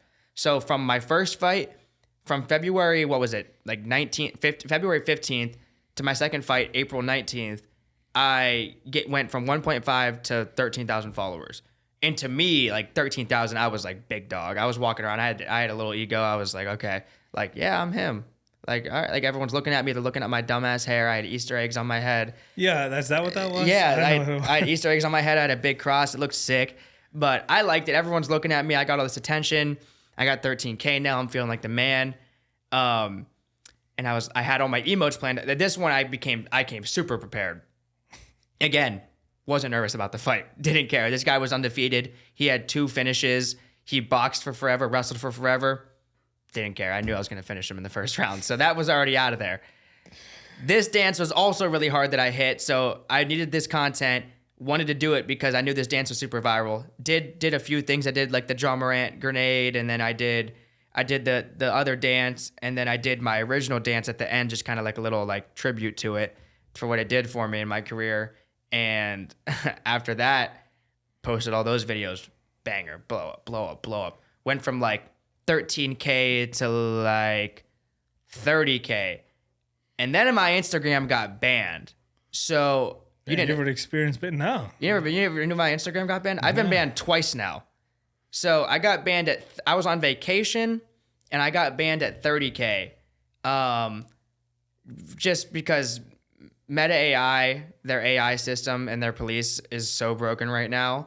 They don't have enough humans running their platform, so they're letting AI run their entire moderation for their site, and they're just banning people. Was it because of spam? No. You like got too big too quick? No, I don't know what it was, but I ended up getting banned, and then I put in an appeal for it. They didn't respond to me for like a month, and at this point, I'm sick. Like, I'm sick because I got 30,000 followers. This is about to be my career. People need me. At the time that I got banned too, I was gaining 100 followers maybe every 45 seconds. I was cruising. I was gaining a lot of followers very fast. Like every time I would refresh, I would gain 100 more. Like it was crazy. And I got banned in the middle of that. And I was sick because I'm like, I'm losing all this momentum. Put in an appeal. I went through so much headache. I got my account back a month later. So I didn't have my Instagram for a month. Sucked. Didn't even make a new one. And got it back. My next fight was happening August 9th. I got my account back July 12th. I got my account back July 12th of this year. And I was like, okay, it's time to start posting again. Got it back. Got my account up to, I think it was like 30. What did I have before my 247 fight? It was like 30. Yeah, it was around like 30. I didn't gain 34. much. It was 34. Yeah, 34. Exactly. It was 34 before my 247 fight. And going into that fight, my hair was a lot better. It was a lot cooler. And the dances that were available to me that were viral at the time, I knew that they were going to go crazy. Like, I knew that the twerk was going to blow up. Like, that dance is probably the most popular dance of the year. The other dances were good. Like, the one I did in my fight in Youngstown was good, but it wasn't as popular. I knew that the lineup of dances that I had from the Aura Farming Boat Kid, that dance. Oh, yeah. I knew if I comboed it with twerk, Aura Farm Kid, and then this other dance from this guy from Love Island. He does like this dance with his hips. I knew if I did all those three in concession, it was going to go nuts. Because it's not like I'm just doing like normal dances that you always see. Like I'm doing stuff that's like... You're choreographing. Yeah, now, I'm choreographing, but it's also like I'm doing like viral brain rot moves that like no one... If you're fighting, it's like two opposite ends of the spectrum. It's like brain rot and fighting. And then like I'm kind of like merging them together, and I think that's what makes it so special for people. Is that they're getting this side of MMA that they've never seen before. They're getting someone who is having fun with it and is a different era of fighting in a sport. Like you said, you have guys in here, they're like, I'm going to war this next Saturday and I'm ready to die in there. And it's like, bro, that's so cliche. Like, you're just autistic. Like, I don't mean to laugh at that. You're making it real hard for me to be professional. I'm sorry. No, I knew from, cause like when I do the post fights, I like to do a little research and, see if I can tie in what I do with what people are doing. And I'm like, I got to study both, right? Cause you can win or the other guy can win, right? 100%. So I'm as soon as I stumble upon yours, I'm like, 34. Who the fuck is this kid? And I'm looking, I'm like, I've seen this video before. Oh, that's this kid. I'm like, who the fuck? So like, I'm like, oh man, I'd love to chat his ear off, like, because this is a very interesting way to approach something that's so serious. It's a different angle. Because like you're at the end of the day, whether I know people are like, oh, he doesn't take it serious. You have to. You're going in there, locked in a cage with another human who wants to knock you out. Exactly. It's a very serious thing. You have found a way to approach it in a playful manner, in a humorous manner, but it's like, now if you were doing that and you were 0-20, yeah, different. Okay, different. Like obviously you should probably find something else.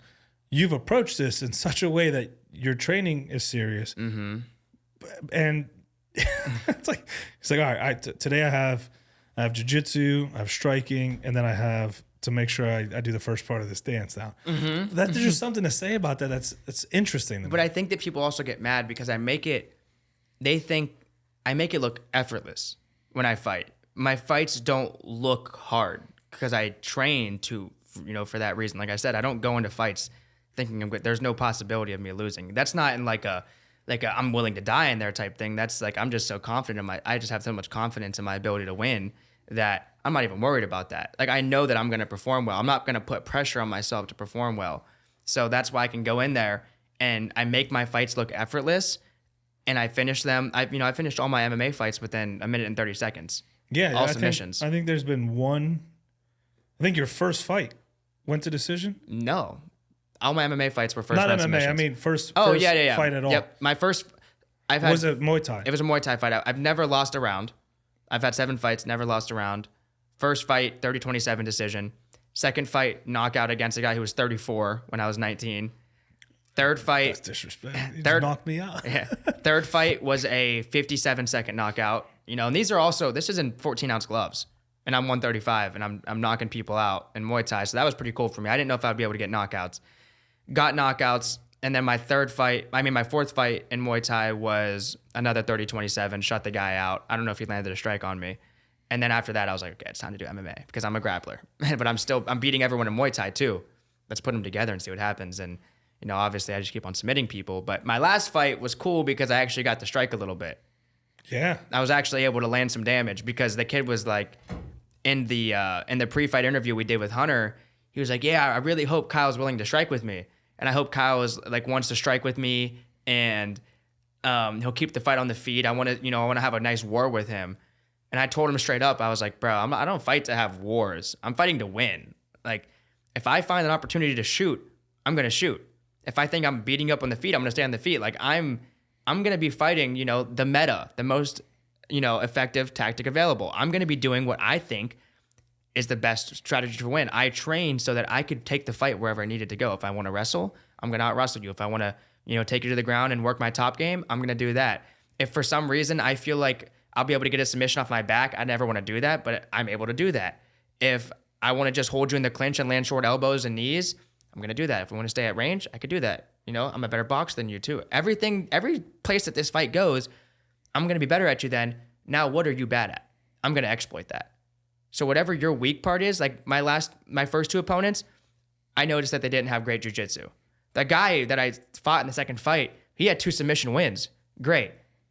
But what level of jiu-jitsu does he have? It's easy. Amateur fighting isn't that good.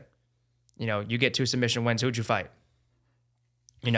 Your 2 submission wins are a lot different than, I saw that and I saw submissions. And then I noticed very quickly his jiu-jitsu wasn't on the same level as me. So I was like, oh, he thinks he's good at jiu-jitsu. All right, let's finish this on the ground. He said, oh, you wait. Yeah. So then I was able to show off my Muay. I went on a big tangent there, but I was able to show off my Muay Thai in my last fight a little bit, show off my hands. And the best part, he's the one who shot against me.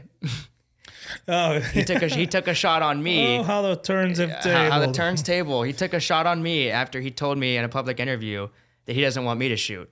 So he shot on me, stuffed it, subbed him about 15 seconds later. He went about it the meta. Well, his meta. Yeah, I mean, if you're getting pieced up on the feet and you've taken 15 unanswered shots and you've been dropped twice, shoot. When I'm watching UFC fights and I have money on someone, for example, Yuri versus Khalil. If Khalil Roundtree wins that fight, I win like $800. I'm feeling good. Khalil Roundtree dominates the first 2 rounds. What should you do now? let's slow the fight down. Let's try to find the clinch. Maybe get them on some takedowns. Maybe we don't finish them, but let's waste time off the clock. You know, let's not get in bad exchanges that aren't favorable for us. What does he do? He dies. Khalil Roundtree dies. He gets Yuri Prohaska remembered that he's a fighter and that he has the samurai spirit and comes back and murks him. Like, that's not meta. And he was favored if I'm not No, mistaken. Khalil Roundtree was the underdog. Oh, he was. Plus No, one- I'm saying Yuri was favored. So when I'm watching that, I was like, because you actually reminded me that this fight was going on. So I watched it because he posts all his shit, dude. If you want to make some money, use his stuff and apply it to yourself. I won't say do what he does because if you lose, it's not on him. But so I'm like, oh, Yuri's favorite. And every time I watch him fight, it's very like, I don't know, it kind of pisses me off. Yeah, it's not orthodox. It's not orthodox. It's like, it almost looks like he's just in there swinging. But there's a method to his madness. And then he's getting dominated. And I'm like, oh, shit. Yep. I'm And like, oh, damn. I called that too. I was like, Khalil's going to dominate him. Everyone watch. Khalil will dominate Yuri. And then out of nowhere. Out of nowhere. And that's what had me sick because I'm also broadcasting to 100,000 people. Bet this guy is an underdog. He's going to dominate. First 2 rounds look great. I'm like, oh, people are going to think I'm the biggest genius ever. Bang, all of a sudden, Yuri out of nowhere. And listen, I've sports bet so much that I know when things aren't going to go my way anymore. And I knew pretty much a minute into that 3rd round that Khalil was going to get knocked out. Like, if I was able to pull my money out very quickly, like before Yuri even started to hurt him, I would have pulled out, like, instantly. Yeah, that's what I love about this sport, right? Like, one, as much as badass as it is, it's entertainment. That's why you get in there. If you just loved fighting, you'd go find someone at the bar who also loves fighting and you'd get it done. Like, you're doing this for entertainment. However you want to spin it. Yeah. And you found a way to amplify that times 100,000. Yeah. So it's like we're there to entertain. However, it's a very serious matter. Yeah. So you're balancing the both of like pushing yourself to the ultimate limit and providing a service to people. Yeah. I love sitting on my couch and watching fights. Yeah. Like if a fight happens in public, everyone's running off. If it's 2 willing participants, bro, I'm sitting there like, Let's see what yeah, happens. hopefully someone doesn't shoot or stab. Like, old style fight. And let's watch this. Exactly. I'll sit there and be like, all right, now it's getting out of hand. But like, That's how we're wired. yeah, it's fascinating. And that's what I tell people all the time. Like, back to what I was saying about making money in amateur fighting. We love fighting. It's entertainment. But most amateur fighters aren't good enough to put on entertaining fights. And that's just how it is. I'm not, shitting on anyone, but that's just truth. There's millions of amateur fights across the world. What are you going to do that makes you special? What are you going to do that makes your fight stick apart from everyone else? I, humbly have made it to where, correct me if I'm wrong, but I think I'm the most popular amateur fighter in the entire world. I can't think of another one. I mean, I would say you're the only amateur fighter I know that has this following. Yeah, so I could be wrong, but I found a way to find what is entertaining to people. And it's what's entertaining to me too. Like, it has to be authentic too. People have tried to, do the dances and the emotes, but it's not authentic. It's like they're forcing it. People gravitate towards me because this is really how I am. If you know me in real life, I do this shit to everyone. Like, if I'm playing poker against you and I beat you in a poker hand, I'm going to get up and dance on you. This is who I am. So it's not like I'm faking it and trying to, get a viral clip because, I want to. Like, no, I would be doing this. I would still be doing the dances and stuff if it went viral or not. Now I'm trying to explore other avenues of making long form content, like the vlogs I'm doing. And I'm filming a vlog later today of for my Who's Number One match. And I'm doing all this stuff and trying to explore so it's not just the memes. I want to show everyone that I'm capable of way better content. And my first YouTube video got over 100K views, which is huge. Like, that was crazy for me. Oh, share some love, man. Share the love. Yeah. My question was going to be, how do you maintain that authenticity online? Because usually social media is deemed as like the highlight reel. We only post our best moments. How do you navigate that? You got to force yourself to look bad on the internet. Like, you can't care. If you look at my content, people also, I think, gravitate to me because I post me losing a lot. My grappling matches, my training sessions. You know, I've posted training sessions of me getting worked by Marab.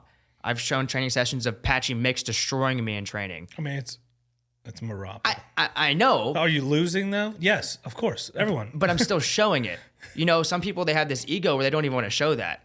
I'm being vulnerable, and I'll show when I lose to my friends in training. If I'm having a training session, of course I'm going to post my highlights. That's what we do. I got to show that I'm also good. I can't show me getting beat all the time, but you have to be vulnerable, and you have to drop your ego. And I think the thing with me is that I've found a way, and I've read some good books that have found a way for me to not be so attached to my ego and feel like I'm so important, and to just be myself and to show myself being vulnerable, let myself be creative and funny. And people like seeing me lose too, so I'll give the haters some of that as well. But even people who love me and follow me, you gotta feed them too. Yeah, Huh? everyone's got to eat. Everyone's got to eat. But even like my followers seeing me lose, it's like, oh, he could lose too. This is okay. Like, I could share a loss gracefully. If I lose a jiu-jitsu match, I'm going to post about it. I'm not going to lose a jiu-jitsu. Like, you'll see people lose jiu-jitsu matches, and it's like, oh, they'll lose a fight. And then all of a sudden you go check their Instagram to see if they posted about if they want to fight. Crickets. Gone. Yeah. Crickets. And it's like, if I lost a fight, the first thing that I would do after losing a fight is just, like, I would say, like, I would post some stupid shit. I already know. This was the dance I had in store for the win, but now it is my lost dance. Yeah, I would do something that is like, yo, I lost, like, breakdown to, like, I would make a joke out of it. Like, I think people like that as well, because I'm okay with losing. Like, yeah, obviously I'm competitive. I don't want to lose. Who wants to lose? That's not the goal. Yeah, but like, if I lose, I'm gonna wake up tomorrow. You know, God still loves me. You know, you wake up on Sunday after a fight. You still go to church. You know, life is gonna, football's still good. Everything's still gonna. The world is still. I don't know if anyone's watching that, but you know, the world's still going. My life doesn't end because I lost a fight. People still love me. Even if people unfollow me on Instagram because I lost a fight for some reason, if they're like, I don't want to follow him anymore because you lost a fight. Whatever, didn't want you here anyway. Like, I'm not posting for you. I know I'm posting to entertain people, obviously, and I want to make good content for people to enjoy, and I want to help spread, you know, positive messages and people, you know, to be happy and all this. And I'm trying to be, you know, a good positive figure for jiu-jitsu and bring a different side to it, and MMA, obviously. But yeah, I agree with you. I'm very extreme with a lot of things, especially this positive mindset. Yeah. And it's like, it's easy to overlook, you know, it's corny, it's whatever, but like, trying it, it'll change your world. 100%. I just saw this video of a kid who lost a fight. I don't even know if it may have been you posted it, but someone lost a fight and his coach is taking his gloves off, and the kid's about to break down. You can tell he's like about to cry, and the coach's like, no, we don't do that. We don't do that. You lost, so what? You know, and he goes into his message was basically like, you know, save that for when a family member dies, someone you love dies, like for moments that matter. You lost a fight. Yep. Oh well. And literally the kid's whole demeanor changed. Like, you could tell he held it and he was like, I am okay. Yeah. Everything's going to be okay. And that's so true though. And I get it's hard in the moment, but like, if you're doing what you love and you're seeing success in it, you know, it's not a loss. It's a learning curve. You know, what did I do to lose? Exactly. How can I get better? How can I get better? And if you stack those L's, learning lessons, bro, you're gonna be so far ahead. It's fucking crazy. And you're so young, and you're young in your career, that like a loss now should literally mean nothing. It will mean nothing, and that's why, like, I'm not worried about losing. I don't think I will. Like, I obviously don't want to lose. I don't think I will lose. There's gonna be someone watching who's like, I want to take his fight. Come on, come on. Like, you know the consequences that come with fighting me. Like, you get danced on. Exactly. Not like, I'll probably just submit you. I probably won't hurt you that bad. I'll probably just end up, you know, choking you out. But I will dance, and you will be on the internet. But yeah, there's fighting and your mindset really matter. And I have this rule with my, you know, people that I train with, my teammates, you know, people that I coach. You know, I help coach some high school wrestling too. I have this rule. You got about 5 minutes after your match to be upset. That's all. After that 5 minutes is up, you're done. You know, I want you to feel those emotions. I don't think you should totally cut off those emotions. I want you to feel that loss. I want you to not want to be there again. I want you to process it, accept it, And then once that 5 minutes is up, I'm on you. Let's move on. What did we do wrong? All right. It's no longer, oh, I lost and I sold the match and I should have. And then boom, we're strategizing. What did we do wrong? How can we get better? What position did I mess up in? How did I get caught? Mistakes. It goes into a tactical aspect after that point. It's no longer emotional or sad or, beating up on yourself. That's not effective. We're not getting better that way. I think it's important to feel it for a short amount of time, but then I think shortly after it's time to kick it into gear, and now we start to improve. Dude, emotions are and I'm learning this now more. Emotions are indicators, right? Yeah. Like that's if you view them as that, right? Like you really love this person. Yeah. That's an indicator. Why do I love them? Okay, they make me feel good.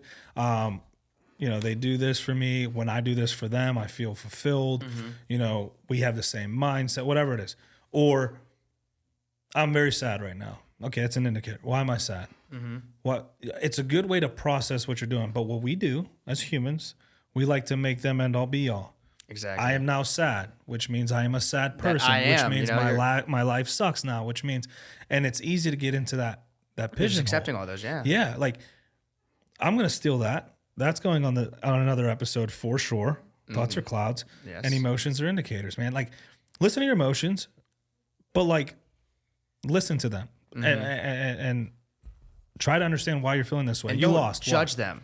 That's a big part too, is to don't judge yourself. You have to be kind to yourself. And judging the way that you feel isn't a proactive way of learning. When you're judging yourself, you're not allowing yourself to be, fully involved in whatever emotion you're feeling, because then you're starting to feel like feelings of resentment and hate for yourself, and you're not being loving and kind to yourself. If you're feeling sad, accept being sad. When you accept the feeling of being sad, you're not going to be sad for that much longer, honestly. You're going to start to be like, okay, I'm accepting being sad, and now I'm already starting to work through it. I'm working through this emotional process right now of being sad, and I'm not getting angry at myself for being sad. I'm accepting it, learning, now we move on. All right, when you start to judge yourself, and I'm big on emotions. I think that you should express yourself through emotions, but I think that it needs to be, you need to be able to control how high and low it goes.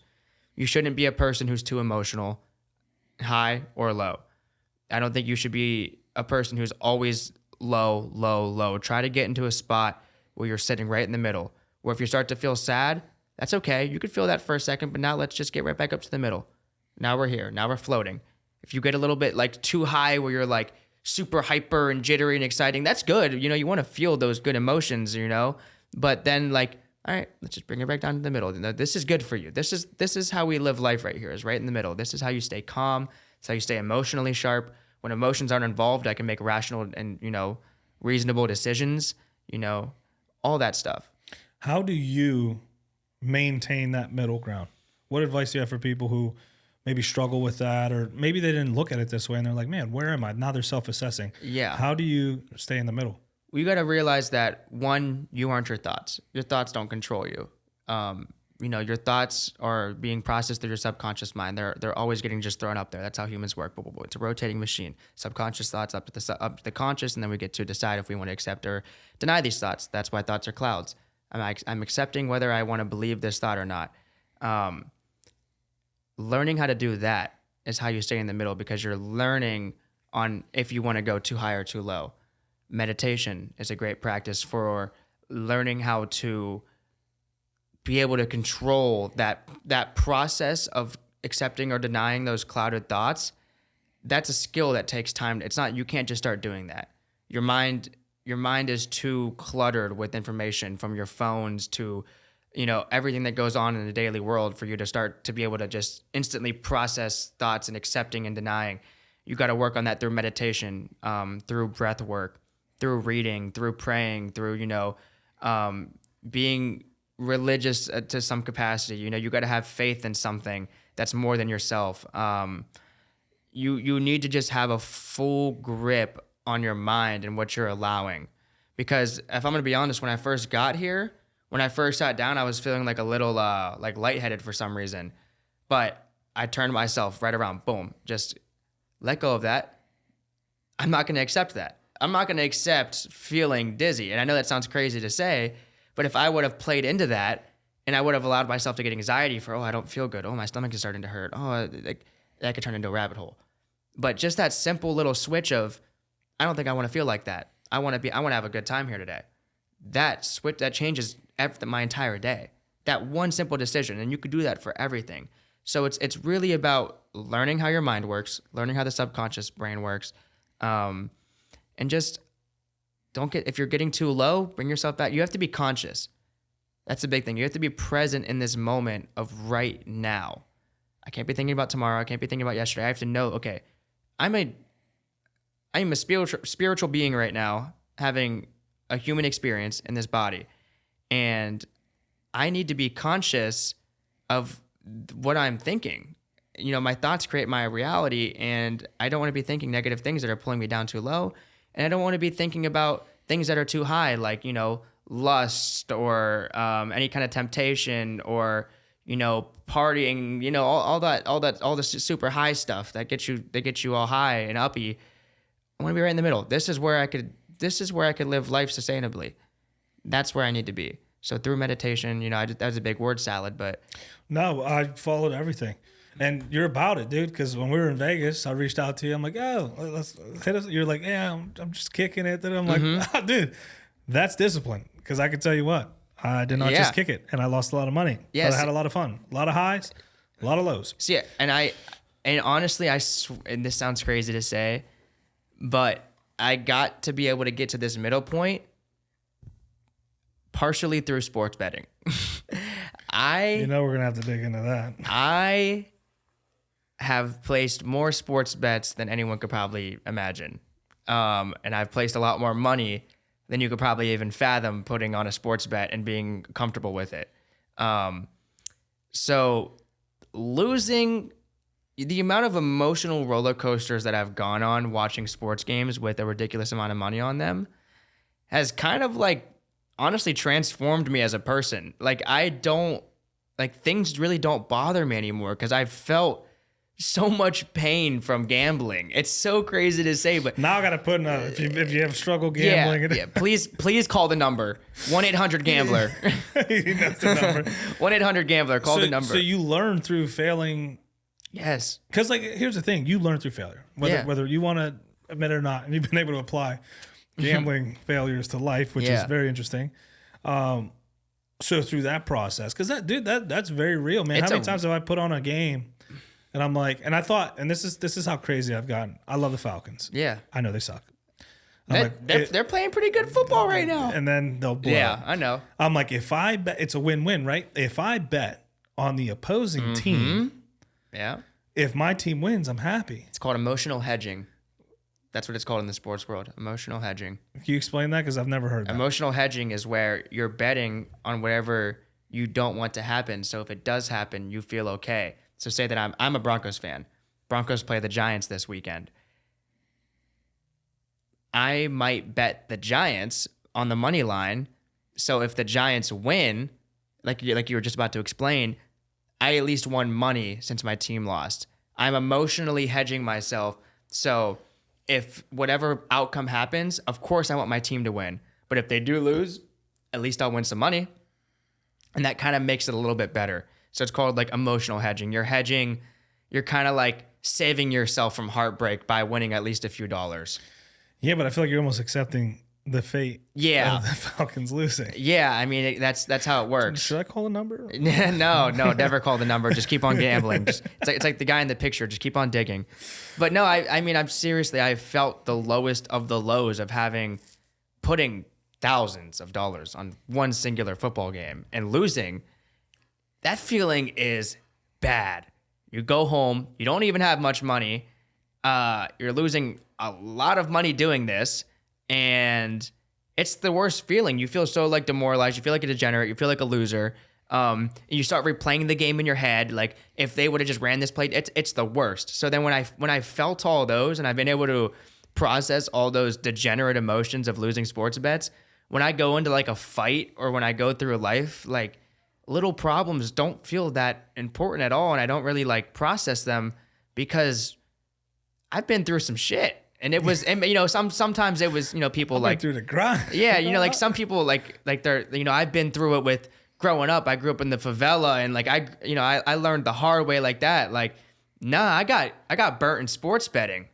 That's what got me to be resilient. Everyone has a story. Everyone has a story. And that's why I love doing this. But I'm still gambling to this day because a real person never quits. A real gambler doesn't. Yeah. Relentless. Yeah. I don't know. I can't wait to clip that and put that on my Instagram. So now you do, like, now you're doing more lives and stuff. How did that come about? Because there's one thing. Can I go pee real quick, please? I'm so sorry. Yes, that's number 2. Sorry, that's number 2. Put the timer on. Sorry. 2 hours later. So we're talking about lives. You started Lives. So now you're more live. You're more on live. Mm-hmm. And there's different approaches to content creation, right? We have the people who curate their content, edit, post. You do all your own editing, right? Well, I do all my own Instagram editing. That's interesting. That's a lot of work. Yes. So there's that aspect, and then there's the Kai Cenats of the world who sit in front of a camera for literally 72 hours. Yeah. And there's that. You've mixed both. Yeah, I've always loved live streaming. Even when I was 15, 16, 17. When I was younger, I had a little tiny setup. I had like a little Logitech camera. I had a little HyperX Quadcast mic, like the cheap mic. I had a little setup. I had a little Elgato, and I would stream. And I would stream to one person, but I just love doing it. I love streaming. Even when I was, 16, I've always wanted to stream, and because I play so many video games, why would I not stream? And I figured, okay, now I have this audience. Let's start streaming. This would be a great idea for me. So I got a legit setup, legit mic, legit camera, legit Elgato PC. I got everything all set up now. And yeah, I love live streaming. And my live streams don't do like stupid numbers. I'm not pulling in like thousands of viewers. I literally stream to like 15 people on average. But to me, that's sick. Is it really? What? 15 people? Yeah, that's it. But it's hard to pull people from Instagram to like get you to watch Something me. externally. Yeah, it's hard to like get people to do other things than the app that they're on, because usually the algorithm has people so sucked into that app that they're on. It's hard for them to just think about like going and leaving it and watch something that's like live.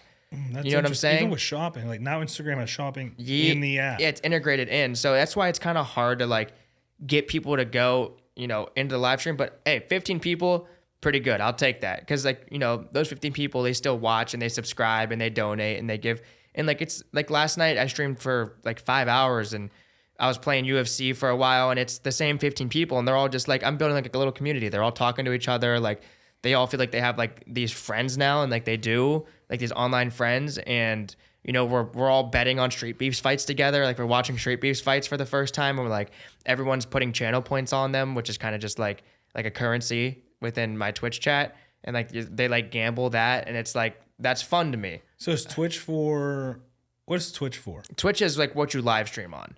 It's like another platform. It's like Instagram, YouTube. It's another site, but you only live stream on there. So what is Discord? Because you got me into. I saw you doing a Discord thing. I was like, well, let me look into this, and I ended up creating one.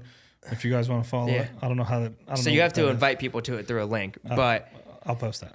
Discords are like a group chat with people. That's the best way to describe it. It's like a little group chat with people on a different app, but you could have like voice servers, and you could have like different servers. So in mine, I have like 10 different like little sub communities. So one's gambling, where everyone posts like their bets during UFC nights or any night. One's, Instagram videos that people send in there. One's a general chat that everyone's talking. And I'm sure if I looked right now, people are, like someone 5 minutes ago, they're having a conversation about, I don't know, whatever, but they're talking about something in there. So there's always something going on, and you're kind of just like building a community with people, where people online can, become friends with each other. And it's a way for me to respond to them as well, because I can't respond on Instagram. There's such an influx of people DMing me, and there's so much on there. I can't respond to people on there. So through my Discord, it allows me to have a place where I could have a community and, connect with all of them, and, make friends with people, get them to watch it. It's easier for me to, and it's like the diehard crew. These are like the fans that are real. And like with you, the people that join the Discord, it's easier for you to announce things to them because there's so much on Instagram. With Discord, it's not that much. You announce to them on Discord, hey, everyone, I'm dropping this podcast. Check this out. Like this just dropped. And it's just a way to like ask for advice too. I'll go in there and I'll say like, what do you guys got any video ideas for me? So it's like a more personal platform. Yeah, that's what I find cool, right? Because like you're at 106,000 followers. Some people would believe now that you're at the realm where you're unreachable. I'm not gonna lie. When I invited you to come on, I'm like, this is just gonna blow us off. Like, why would he come? So I appreciate you being here. Yeah. But I like that this avenue provides that closing of the gap. Yeah. Because what we post on social media is, man, you can be in Spain and post a photo in Pittsburgh. Yeah. And like the people are like, oh, he's in Pittsburgh, but you're not. It's very curated. Yeah. This like community offers like that behind the scene lens, which if you know me, I love the behind the scenes. Yeah. I would love to sit there. Like I don't follow people's personal lives. I don't care to, but I know I'm going to be talking to you. I would like to know a little bit more about you to facilitate the conversation and hopefully provide a benefit to you during this conversation. Right. Because like I can just come in here and answer you. Why do you like MMA? Why do you fight? That's boring. No one wants to hear that. No. So I was able to like go in and I don't know if I commented on a couple of them, but so many people were commenting. I was like, dude, this is a lot for me. Yeah. Like imagine if people we followed, like imagine if Marab just had a live where he's responding to people. Yeah. How much more, how more tight you will be with your fan base. Yeah. That's what the people that are commenting to you and DMing you, they want to connect with you in some way. They want to feel like they could, relate. They relate to you in some way. They want to have a connection with you. If you give those people even just an inch of your time, an inch, that's not a good analogy, but if you give them it's a metaphor. Yeah. When you give them a second of your time, that makes them feel good. I remember I used to, and that's why people like donate to guys like Kai Cenat. Kai Cenat doesn't need your money. He doesn't need your $5 donation. But people donate to him because they want to hear Kai Cenat say their name on live for half a second. That makes them feel worthy. They feel that connection with them. So I want to give people more than that, though. If people donate to me on Twitch, like you are now like my I consider you like one of my friends now. Like I don't know you, I don't even know what you look like, but like the fact that you were able to donate to me, like you felt comfortable giving me your money because you wanted to support me, like I really respect you and I can give you like. I want to like talk to you, and I always want to talk to even if you donate or not. But like that, like makes me like feel very validated. Yeah, it makes you feel like I'm doing something right. That people are willing to donate money to me, for that, and that's cool. So I try to be as involved with my community as I can be, like asking them questions, talking to them about stupid stuff, talking about fights, fight predictions, random stuff, and that's why I love Discord because it's just more of a community. So when you live stream, you're on Twitch. When I live stream, I'm on Twitch, and I usually stream on TikTok, Twitch, and YouTube. But my TikTok, it only had like 22,000 followers, but it just got hacked, so I haven't had it for like 2 weeks. So I don't have a TikTok right now. Damn. Yeah. First Instagram. Instagram twice. I got banned like a month ago on Instagram again, which that sucked. But I got it back again. They keep on taking me down. So I can't, that's why I also can't be like too invested into it emotionally because I know, I could look at my phone right now and it could be gone. Like that's what it's felt like. You never know. So that's why I'm trying to grow my avenues to other places. But yeah, I don't longer have my TikTok. So I don't stream on TikTok right now, just on Twitch and YouTube. Mostly on Twitch though. I love Twitch. No, that's cool. I gotta get into that. I remember the one time I live stream, I was giving away tickets to 247, 6 tickets. Yeah. I'm like, I was promoting it. Everyone was wanting to be about it. And then I live stream. I had like 2 people. Exactly. That's how it goes. You win. Yeah. The other one was my boy who's the sponsor. Yeah. I was like, did you win? It's the worst feeling. Yeah. I'm like, fuck. It's the worst when you promote a live stream and you're so excited to do it, and then you have like 4 people show up, and it's like, so that's why, if someone that has like the following like I do, I could be super egotistical about only having 15 people in there. I could be like, oh, I ain't streaming to 15 people. I pull millions of views. Like, why would I do that? I don't care. I'll stream to 8 people. I'll stream to 9, to 5. If someone's in there watching me play video games and they're getting an experience about it and they're getting a conversation with me, that's worth it for me. I'm willing to do that. Like, I'm willing to continue because I'm going to be gaming no matter what. Why would I not stream for these people? Why would I not give people more entertainment, more content? a lot of these people that are in my Twitch chat, they are going through like, people go through shit. And like, if I could help them with something, if I can, help them communicate, make them feel like they're not alone, because to them, I'm a person of, a higher status. Obviously I don't think that about myself, but to them, they just see me online and social media. And to them, I'm like a higher status figure. So if I could help them in any way, that means a lot to them. And that makes me feel better. And, I drop these mental tips to these people all the time in my Twitch chat. It's like, try to just give back as much as I can. No, with that, you do that with coaching as well. Mm-hmm. Like, what do you gain? Like, obviously, with fighting, you're getting your content. With content, you're getting a lot of validation. What do you get from coaching? And like, the first question: what do you gain? What does coaching mean for you? Coaching is cool because I'm able to.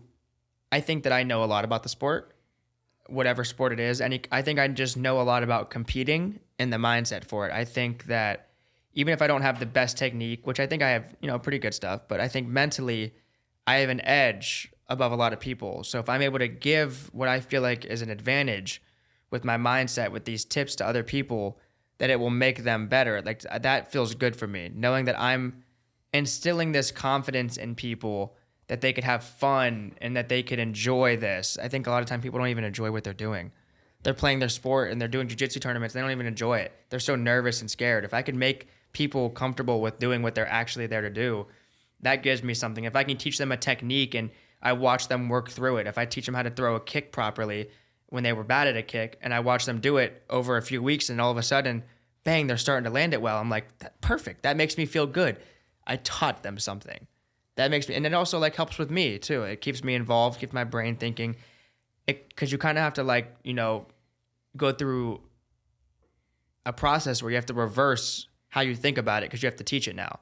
So I have to really break down how I'm going to teach this technique to a child, which I think can almost be harder than teaching it to an adult because you can kind of skip some corners with teaching it to an adult because, they could figure it out. They could figure out the in-betweens. When you're teaching something to a kid, you have to be very specific. If you're not specific, they will not do what you're telling them to do. They'll get very creative. If you don't have them turn their fist over at the end of the punch, they won't turn it over. If you don't tell them to, step this, you have to give them a step-by-step guide because they will start to do it because, they're kids, they're geniuses. Kids can learn very quickly. They absorb everything. But you have to explain it properly, and that's what's so important. So it helps me be better at explaining stuff and being patient as well because, sometimes, some kids are, obviously they could learn faster than others. Sometimes I tell a kid to do something, does it first try. Sometimes I'm still telling kids to do the same thing 6 months later. So, it just teaches you that patience. And what motivates? It's easy to think, MMA is one thing, your online presence is one thing, your coaching is one thing. This is all things you're doing simultaneously. This is who you are. What keeps you motivated and driven? I love life. Life's fun, I keep it like that. I enjoy waking up every day. I enjoy every part of it. I don't like doing nothing unless it's a Sunday and football's on. That's my day off to rest, but I like always doing something. Like, I enjoy life so much, and I'm so happy that it all keeps me going, Obviously having faith and, living for other purposes helps, but, that in conjunction with just loving life, being in a great mental space, my perspective on life is it just pushes me through. It just keeps me happy, keeps me enjoying everything. I'm always excited to do something.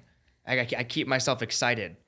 Even with the small things, you have to. Mm-hmm. What's next for you? I mean, it's, for most people, we'll never reach 100,000 and stuff like that, and we'll never reach undefeated success. We'll never So, what is next for you? Because for some people, this is where they're trying to get to.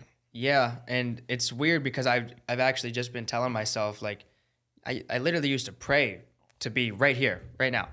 I used to pray for 100,000 followers. I used to pray like hard to be 7-0, to be undefeated. Like, that's all I would pray about. And now it's like, we're here. Like, I am in it. Let's be grateful for this moment. Like, let's be excited, okay? I prayed for this. There's no reason to feel any certain type of way besides excited for this. But now I'm not going to stop. What do you think? I'm just gonna roll over because I did my goals. Like, we just go on to the next. What do I want next? I want 500K on Instagram. You know, I don't need it. Of course, I'm gonna keep on trying for it. Of course, I'm gonna keep on pushing for more. I like making good content. I really do enjoy making it. It's a lot, and it's a lot harder than people think. It's a lot on your mind to deal with all the time, but just keep on going. If I'm undefeated, why not? Why stop? Keep on fighting.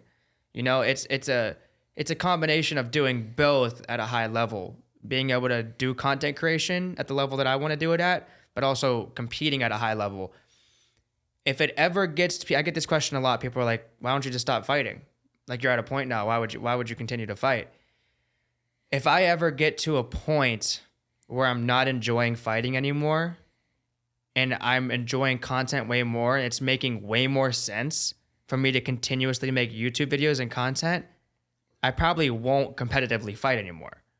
I'll still do jiu-jitsu. I'll still do like wrestling matches and I'll still do all the other combat sports. But I get this question all the time, like, are you still going to fight when you have, you know, you're making a bunch of money on YouTube? If I'm losing fights, like if I'm taking a bunch of damage and it's not making sense for me anymore, probably not. I feel like I have enough like consciousness in myself to realize wherewithal, yeah, to know when it's time to stop something and when it would not be smart to continue to do something. You know, you see guys, maybe they turn pro. Maybe, let's say I get to like 200,000 followers and I'm 3-0 as a pro. I get into the UFC and let's say I go on a 2-fight skate to get cut. I'm just going to, all right, I did my time in the sport. I'm not going to try to work my way back in the UFC. I have a big platform now. I could use this platform. I could use the status of being in the UFC to make content. I'm comfortable that I'll make great content with people. I'll still be involved in the sport 100%. I'm going to do content with fighters. I'm going to do this and that and that.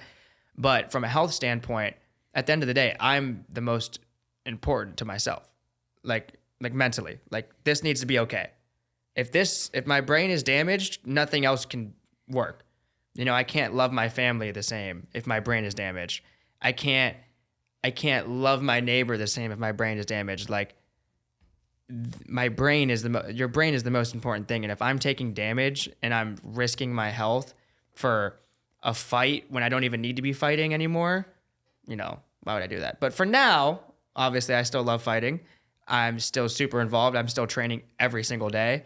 I have the biggest grappling match of my life next weekend at Who's Number One. I'm on the prelims, third fight of the night, or match of the night. I hate when people call jiu-jitsu matches fights. I hate that shit. Stop calling them fights. They're not fights unless you're slapping. And then after that, what am I doing? Oh, I'm probably going to do Worlds for jiu-jitsu in Vegas. Oh. So I'm going to be out in Vegas. Darn. Hate Vegas. Gambler capital of the world. Dang. I hate how much gambling there happens there. Whatever. I guess I'll go. But so I guess I'll make content. Yeah. So I'll probably be going to Vegas again at the end of the year for Worlds. And then after that, probably fight February, January, my amateur title fight, and then turn pro. I want to turn pro now, but so I'm having this dilemma right now. Talk to me. Okay.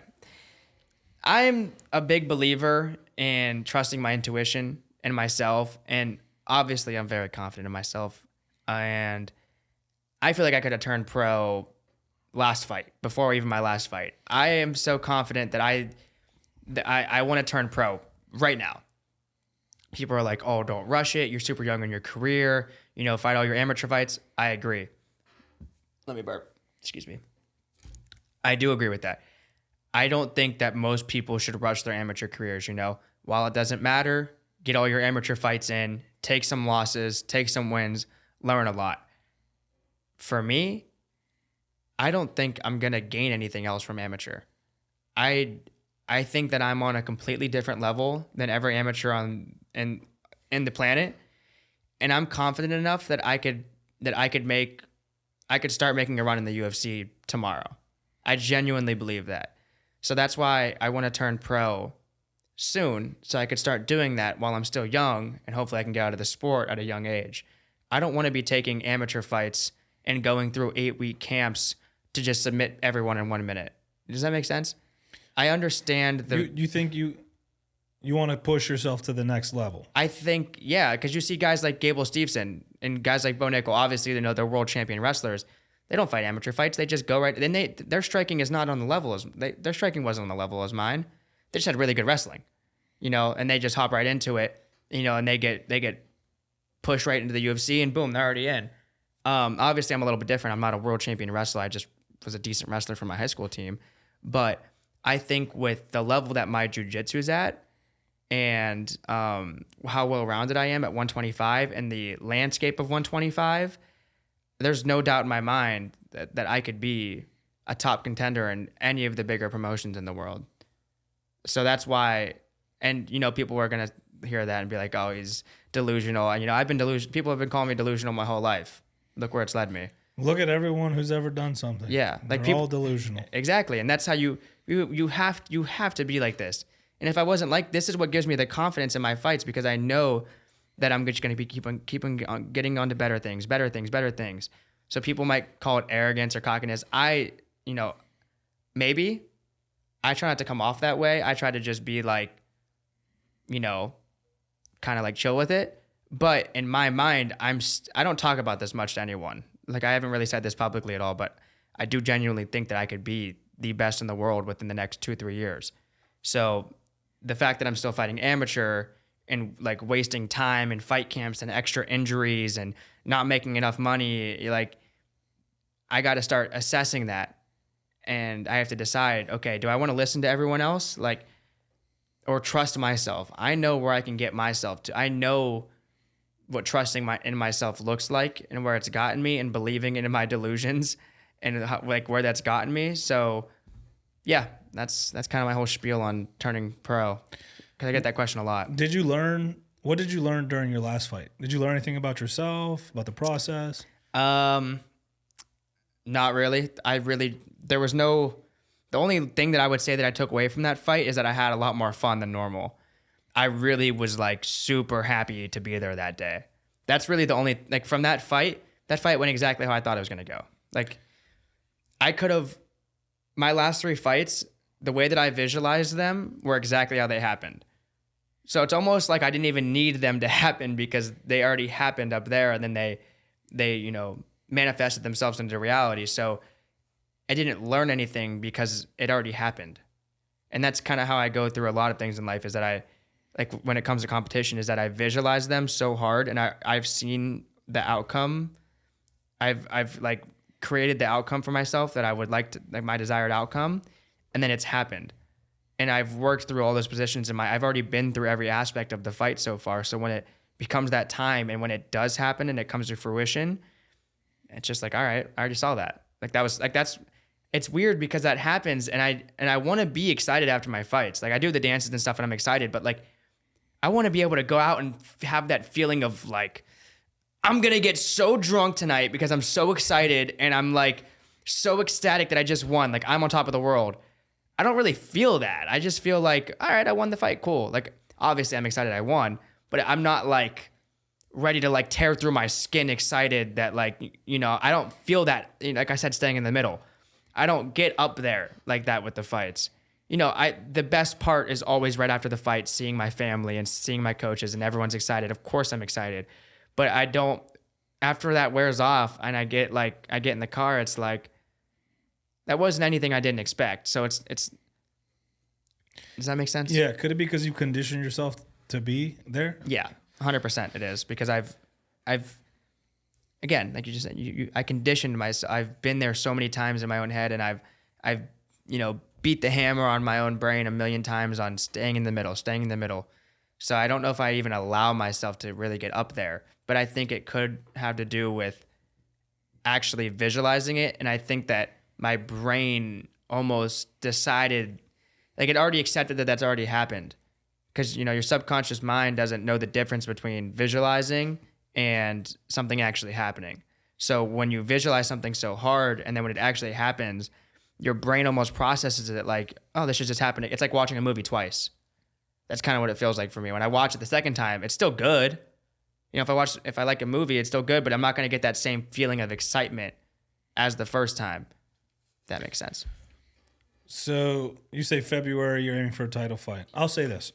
because fighting your own feelings and fighting the feelings of everyone else, that could be tough. That could be tough to navigate. If you don't find the struggle in your next fight, maybe it's time to push on to the next level. Oh, if I win this next fight, I'm 100% turning pro. When I win this next fight. He did it. He did it. But like, that's the only, it's hard to give advice to something I'm not, like, I don't fight anymore. So it's hard to give advice to people like that, but I have a lot of life advice. I would say if you're finding that plateau or that wall, whether it's self-induced or someone else, obviously self-evaluate, but if you find yourself there and succeeding, all right, it's time to move on. It's time to move on. Go to the next level. If you find that wall and then hit a learning curve, well, let me reassess some things and maybe see how the next one goes. Yeah, because I would have loved to have a challenge in my amateur fights. Like, I remember Lucas told me all the time, like, you should find a challenging fight for you. And I was like, I agree. Every time I get a challenging opponent, they pull out. Every single time. Every single time I get someone that's supposed to be good, gone. I probably had over 20 fights pulled out on me, and I've only had 7 fights. It's happened so many times with me. I think people actually realize, okay, this is actually pretty good. Let's reevaluate. And even if it's from an injury, hope they heal up. But it's 20 is a lot, and I've been there a lot with people. So I've been wanting to have an amateur fight, and I've been accepting harder fights where people, like when I was 1-0, I fought a guy who was 2-0 with 2 finishes, smoked him. Wasn't even a close fight. Last fight, what was that kid's record? He was 3-3. They're not the greatest record, but he's had 6 amateur fights, and I was 2-0. First round, smoked him. So it's like, what else am I looking for at amateur level? If I'm beating guys who have way more experience than me, better records than me, I was fighting up a weight class for my first 2 fights and still finished those guys in a minute. I'm having a hard time getting fights as an amateur because people view me as a hard matchup for them. Because people take fights strategically, obviously. You don't want to fight someone who you think you're going to lose to. It's hard to get fights as well. Like, it's not an easy process for me. If you ask, like, the guys at 247, it's rough to get me a fight at times. So that's why it's like, do I just turn pro? But I've listened to the advice of a lot of people. I'm going to take this last amateur fight. I'm going to fight for the belt. I can give a shit less about an amateur belt. I want to just turn pro. But, yeah, so I'm gonna put it on your wall. Put it on your wall as you stream. I'll probably freaking lose it. Like, I lose every other medal that I get. Every medal that I've ever gotten, I just lose it. I don't even like if I get like a gold medal in a jiu-jitsu tournament, I just throw it in the back of my trunk and I probably won't even look at it again. Well, these walls are bare. If you ever want to donate to the Relentless. Yeah, I got you. What advice would you give to someone who's kind of afraid to take that next leap? You seem very confident. You appear very confident, and it's done you well. What advice would you give someone who is not there yet, or they're struggling with that and they're looking to find that? We're gonna die. Me and you, we're gonna die one day. Hopefully not now. No, hopefully not now. That someone comes in. Yeah, but we are gonna die, and you have to realize that. And the pressure, the reason that people don't do things is because they're scared of being judged by people. But going back to the we're gonna die, everyone that's ever known you at some point will be gone. Every idea that someone's ever had of you will officially fizz out at some point. Why are you scared to take a risk? Why are you scared of being judged by anyone? Why are you scared of not being overly confident and doing what you love to do? Why wouldn't you live your best life when it doesn't matter? At the grand scope of things, people's opinions of you aren't going to matter in 200 years, 100 years. They don't matter tomorrow. They don't matter now. But if you're really concerned about it, where people are judging you, making fun of you for posting a video, doing something, who cares? We are going to be underground for eternity, post. Who cares? Be confident in yourself. It doesn't matter. It really doesn't. Be comfortable with yourself, be comfortable with God, and knowing that He's the only one who could judge you. No one else has a valid opinion on you. If they want to judge you, cool. Don't associate with them. Move on. Don't associate with them. Don't accept their you don't have to. I heard something the other day on like an Instagram reel, and it was like, if I was to give you a gift right now, and you didn't want it, whose gift is it? It's mine. Yeah, it's my gift. You didn't accept that. Same thing with hate. If I'm hating on you, but you don't accept it, whose is it? It's mine. It's my hate. I have to accept that now, and I have to live with that hate in my heart because you didn't accept it. You don't have to accept anything that anyone puts on you. Be as confident as you possibly can and do everything like there is no tomorrow because there literally might not be. That's my advice. That's solid advice. So I'm not the only one who says that, because I'll lay in bed at night after a long, hard day, and I'm like, I'm going to die one day. Yeah, that's probably the biggest truth you could have in life. And if you had a point where, let's say you're going to die in the next hour. Yeah. Now you're on pause. And you're like, hey, you're going to die next hour. This is all the things you've done. These are all the things you wish you would have done. Yeah.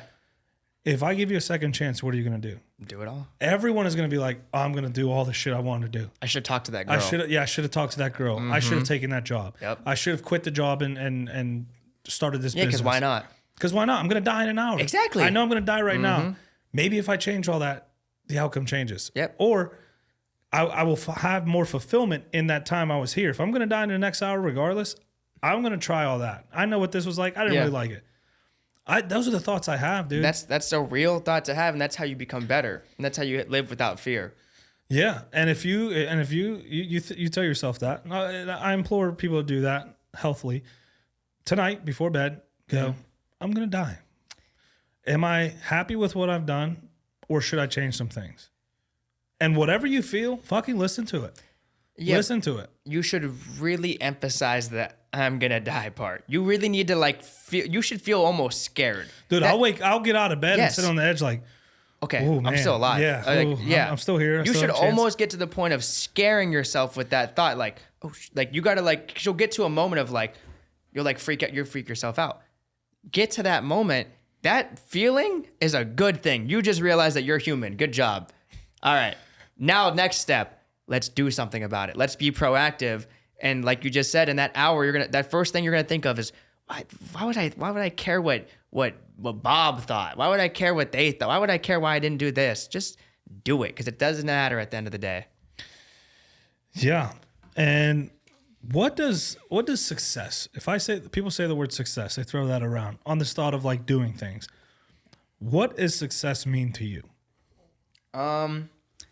Kind of like a broad question. I can answer this in a few ways. I would say success is one, feeling very confident in my relationship with God.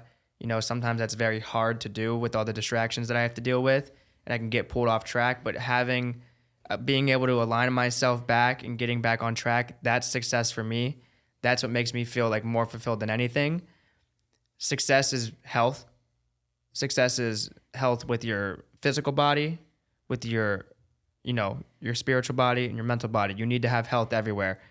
If you don't, you're not successful. You could have billions of dollars. If you're not healthy in your mind, body, and spiritually, you're not successful. You're not living a successful life, in my opinion.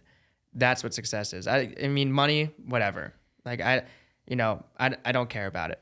Never have. It's a bonus. Yeah, it's cool. I would obviously, success is me being able to take care of my family, be able to live in a cool house, have cool shit, do cool shit whenever I want. Sure, we can label that success, but success for me is less of a monetary thing and more of a connection thing with myself and with other people. That's if I have successful connections with people and, people view me in a good light and they talk about me nicely to other people and people feel like they can come to me for advice or, I could help them with something. That's success for me. It's giving people, with my content, when I post a good video and I see people laughing about it and enjoying it, that's success to me. Even if I make $0 on the video, success for me is knowing that people enjoyed that. So, yeah. Yeah, no, it's if I told you I'll give you $1 billion right now, but you don't wake up tomorrow. Yeah. Will you accept $1 billion? No. Why? Your life is not worth $1 billion? I mean, what about $5 billion? Yeah, and I'm cool. Right? Yeah. So if you would say yes to that, there's a lot of things you got to evaluate. But yeah, you're crazy. But if you're saying no, which most people will, why? Because there's something more to life than money. Exactly. Relationships, right? Because what are people going to think? Well, no, my mom's still here, or my kid's still here, or no, I have a lot of good friends. I don't want to die tomorrow. Right. So there's something that means more to you than money, but it's so easy to go through life and burn the bridges, treat people disrespectfully, not love your neighbor, chasing money. Yeah. Then you have all the money and no one to do anything with. Are you successful? No. And that's a better way to put it. Different spin on what I was saying. Yeah. Exactly. So I like to end with this question. Although you've dropped a lot of fucking knowledge for being not for being a kid, because you're good at what you do, and I appreciate you. Thank you. After this episode airs, Okay. the podcast is over. People have listened to it. They've learned a little bit about Kyle O'Hare, but the whole point of the podcast is hopefully people pull something and do something. The episode's over. Yeah. If they can take one message, only one out of all the things, you've shared a lot of good stuff. One message that they can take home, what would it be? Oh boy, loaded question. Super. Yeah, if you could take one thing, it's hard for me to just hear that question and not say to put your faith in God. It's hard to hear that question and not think that's the most important thing for you in any situation. And if you don't have a spiritual connection or relationship, then it's hard for you to understand. But I think that it genuinely will change your life, and it changes your brain chemistry and how you treat others. It doesn't just change your connection with say if you don't believe like a crazy spiritual human God type figure.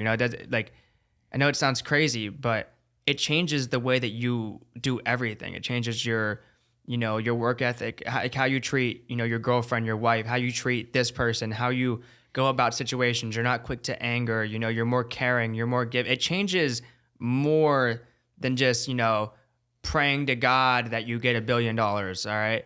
It changes everything around your life. And I think that's the most important thing. And that's how you can start to do every word salad piece of advice I've given you today on how to change your mind. That's kind of the foundation of everything. Probably the best advice I've heard, because it's true, dude. If you have a genuine relationship with God, that will literally change everything you do. And yeah. And I love when people go, well, I do this, I can't. I do this. It's like, he'll take you where you're at. I promise you. He'll take you exactly where you're at. And you don't got to be perfect. I promise. You don't. I promise, because I am not perfect. I am far from it. I do stuff you probably shouldn't be doing. I do this. I do that. I've done, a bunch of stuff, We're human. Yeah, Christians shouldn't be doing.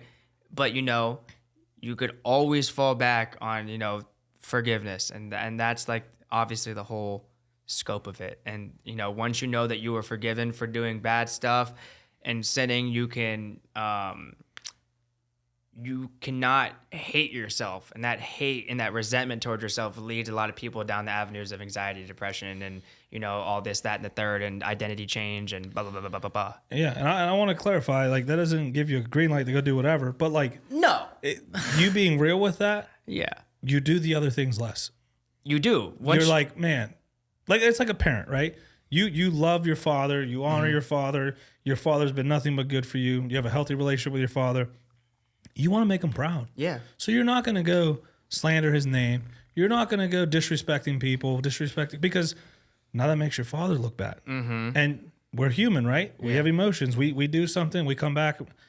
Hey, Dad, I did this. I know that's not something you've taught me. Please forgive me. And I'm me. sorry for that. And your father forgives you. Yeah. The weight's gone. You're gonna be like, man, I never want to make him. He was disappointed in me. I never want to make him feel like that again. But that's the genuine connection that you have. But you also have to realize that, like, when you're doing these sinful things and these bad things, like, that also comes because this is a fight. All right, we got good and we have evil. And to believe in good, you have to believe in evil, and to believe in evil, you have to believe in good. So both of these things coexist at the same exact time.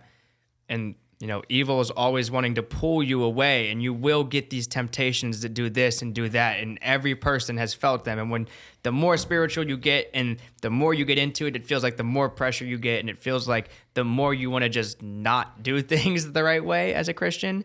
And trust me, I've felt it. Like, you know why? Why? Because when you're favored by God, you're favored by evil. Favored by the devil.